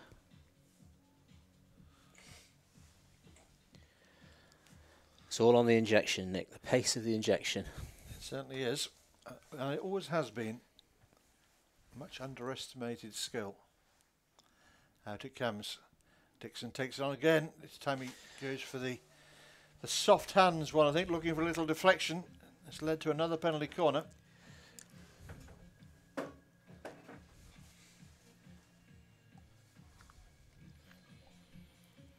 Well, the pressure's mounting. I've been watching some of the slick German corners in the Pro League. One or two of those that where they move the ball to the left behind the back and then back to the injector, and very slick. I think at this stage in the game, keeping it simple has got to be the best tactic. I think so. The showboating can wait for another day. Dixon again. He was looking for something. He's won another corner.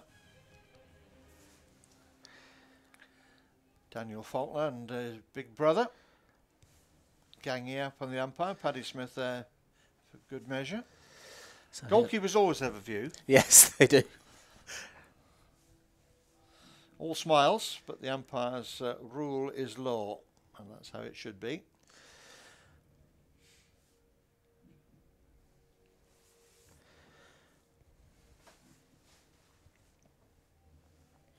So the corners stacking up here. My bet here is he'll go for Richard Lawrence, I think. There we go. Blocked and uncleared, is it? No, it's another corner. It's a languid style of Richard Lawrence again. He didn't seem to be very speedy onto that, but no, it was very slow and deliberate. He has a very accurate low flick from corners if everything's working well for him, and we could do one of those now. But that was number one runner was out well. Well, he has long levers, of course, doesn't he, Lawrence? But he's Grinstead living on the edge of the game here. Leading by one. Clock ticks away. Long corner this time. It's not enough for Beeston. They need more.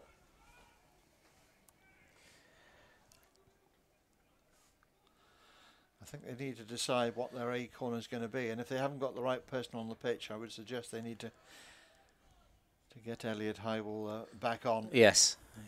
For these closing, well, around about 3 minutes, we reckon now. So many things for the coach to think about. Has he got his right personnel on at the right time? Well, bearing in mind there was a barrage of 4 corners there, I think the answer's no.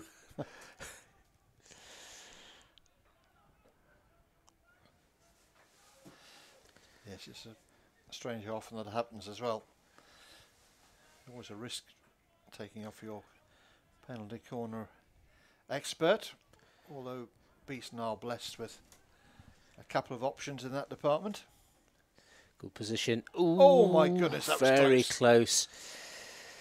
Well, is nice that build going to up. be an indicator that today is not going to be Beeston's day, I wonder? That was very close.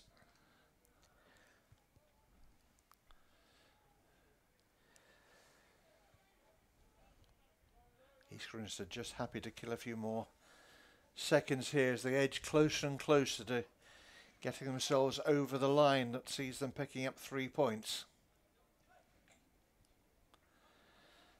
That is definitely the best way out of defence, a huge aerial. Well, this needs to be accelerated back to the other end quite quickly now. There's not much time to spend on the build-up. Dixon.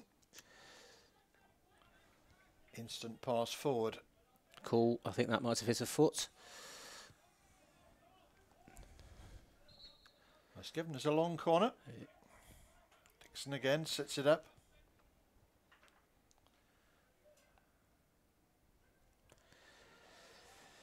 Another long corner. Both sides know how little time there is left. Get the set forwards here. Will be fired in at some point.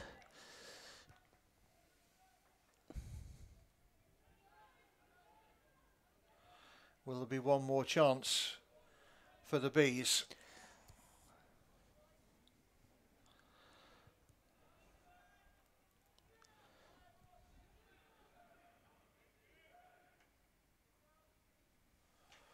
Fired in again. East Grinstead closing the door. I think that might be it, actually, looking at the clock. East Grinstead running the ball into their opponent's half of the field. They'll be happy to keep it here for as long as they possibly can. Beeston win it back. It's got to go route 1. Here they come. Progress is halted. Oh! Dixon rattles it off his opponent's foot. Looks to take it quickly. Strikes it firmly into the circle. Long corner, says the umpire. Dixon. Instant pass out to this left-hand side. Angle's very wrong there. Very wrong. Yeah, and that's what happens when you hurry things. Yeah. And there we go. That might be enough. That is enough. And Beeston have been beaten here on their home turf by East Grinstead, who pick up 3 vital points and squeeze up that into that top 4 position just a little bit more cosily to Beeston than they were before. So an excellent game in many regards, not perhaps for the purist, but in terms of the entertainment value. Steve, a fair result, you think? Yes, I do think it is, actually, because I think the East Grinstead play in the early phase of the game was very good. They got off to a good start. Their passing quality was good, and they constantly attacked along the baseline from the left-hand side, led to a lot of opportunities. And, of course, they're always ahead. So I think, in a way, that's probably a fair result under those circumstances. So in the final analysis, it was Ross Dott's goal that separated the two sides after Simon Faulkner had knocked a couple of penalty corners in, and Elliot Hybel had responded in kind, and Nick Park for Beeston. So it's finished here. Beeston 2, Edgerton 3. Thanks for your company today. The next Beeston home game will be on the 10th of March when Holcombe will be the visitors here. So we look forward to your company again for that one. But from Steve Musson and myself, Nick Irvine, goodbye from the Nottingham Hockey Centre for another day. Stott, Ross Stott, Scottish international.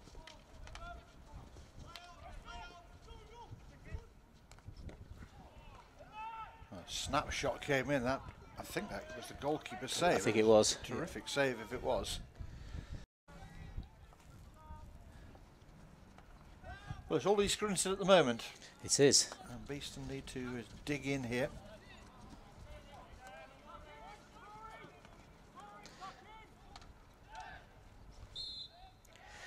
It's led to the first short corner.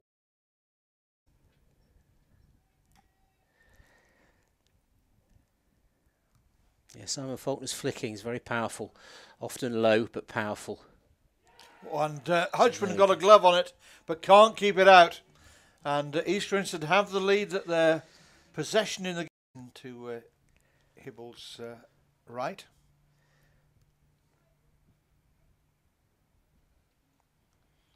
It's Hibble who takes it on. Very good corner. And it's very good corner. Hibble who scores. Well, what a response that is from the home boys here.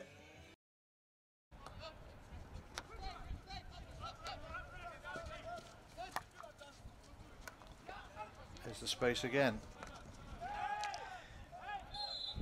Yes, they've worked that very nicely. They have worked it well. The ball played all the way down to the baseline, and then the ball back into the circle found the side. It was round about just above knee height, would you say? I think so, yeah. It was definitely rising, and Simon... The roof of the net by the time it finished, but a big deflection off Hodgman. Faulkner again. He's done it low and hard into the corner, and that's more of a trait of his corner flicking. That is his trademark, isn't it? But so just going back to that ball transfer speed, I think we'd mentioned it a second or two before that corner was awarded, and it was the pace of the passing that I think... Ooh. Oh, what? Well, there we go. What a response again. Unbelievable stuff. Well, it was. I think initially it was a fun...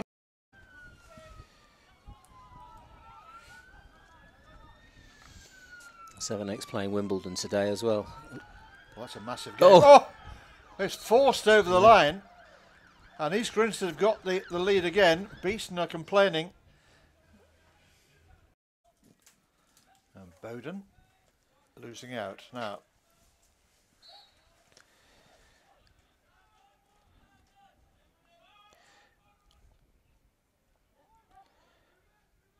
Tricky aerial to deal with there, but that was... he did well, didn't he? Did well.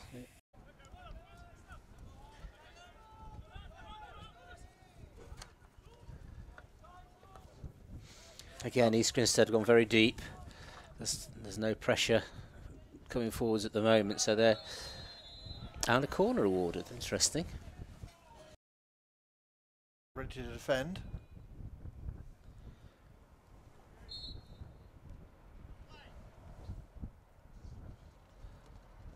High ball again, takes it on. Well, I think a deflection, and it was a player down at the top of the circle, but the goal cream card on at the same time. So a restart with a bully. Conducted in the usual gentlemanly fashion.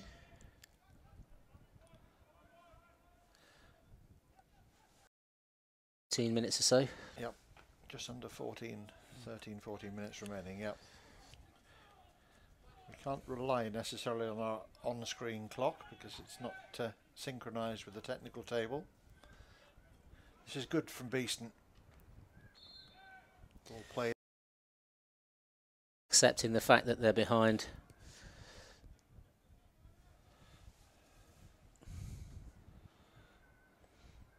Well, it could be a siege-like situation in the closing minutes here with Beeston coming forward and East Grinstead hanging on.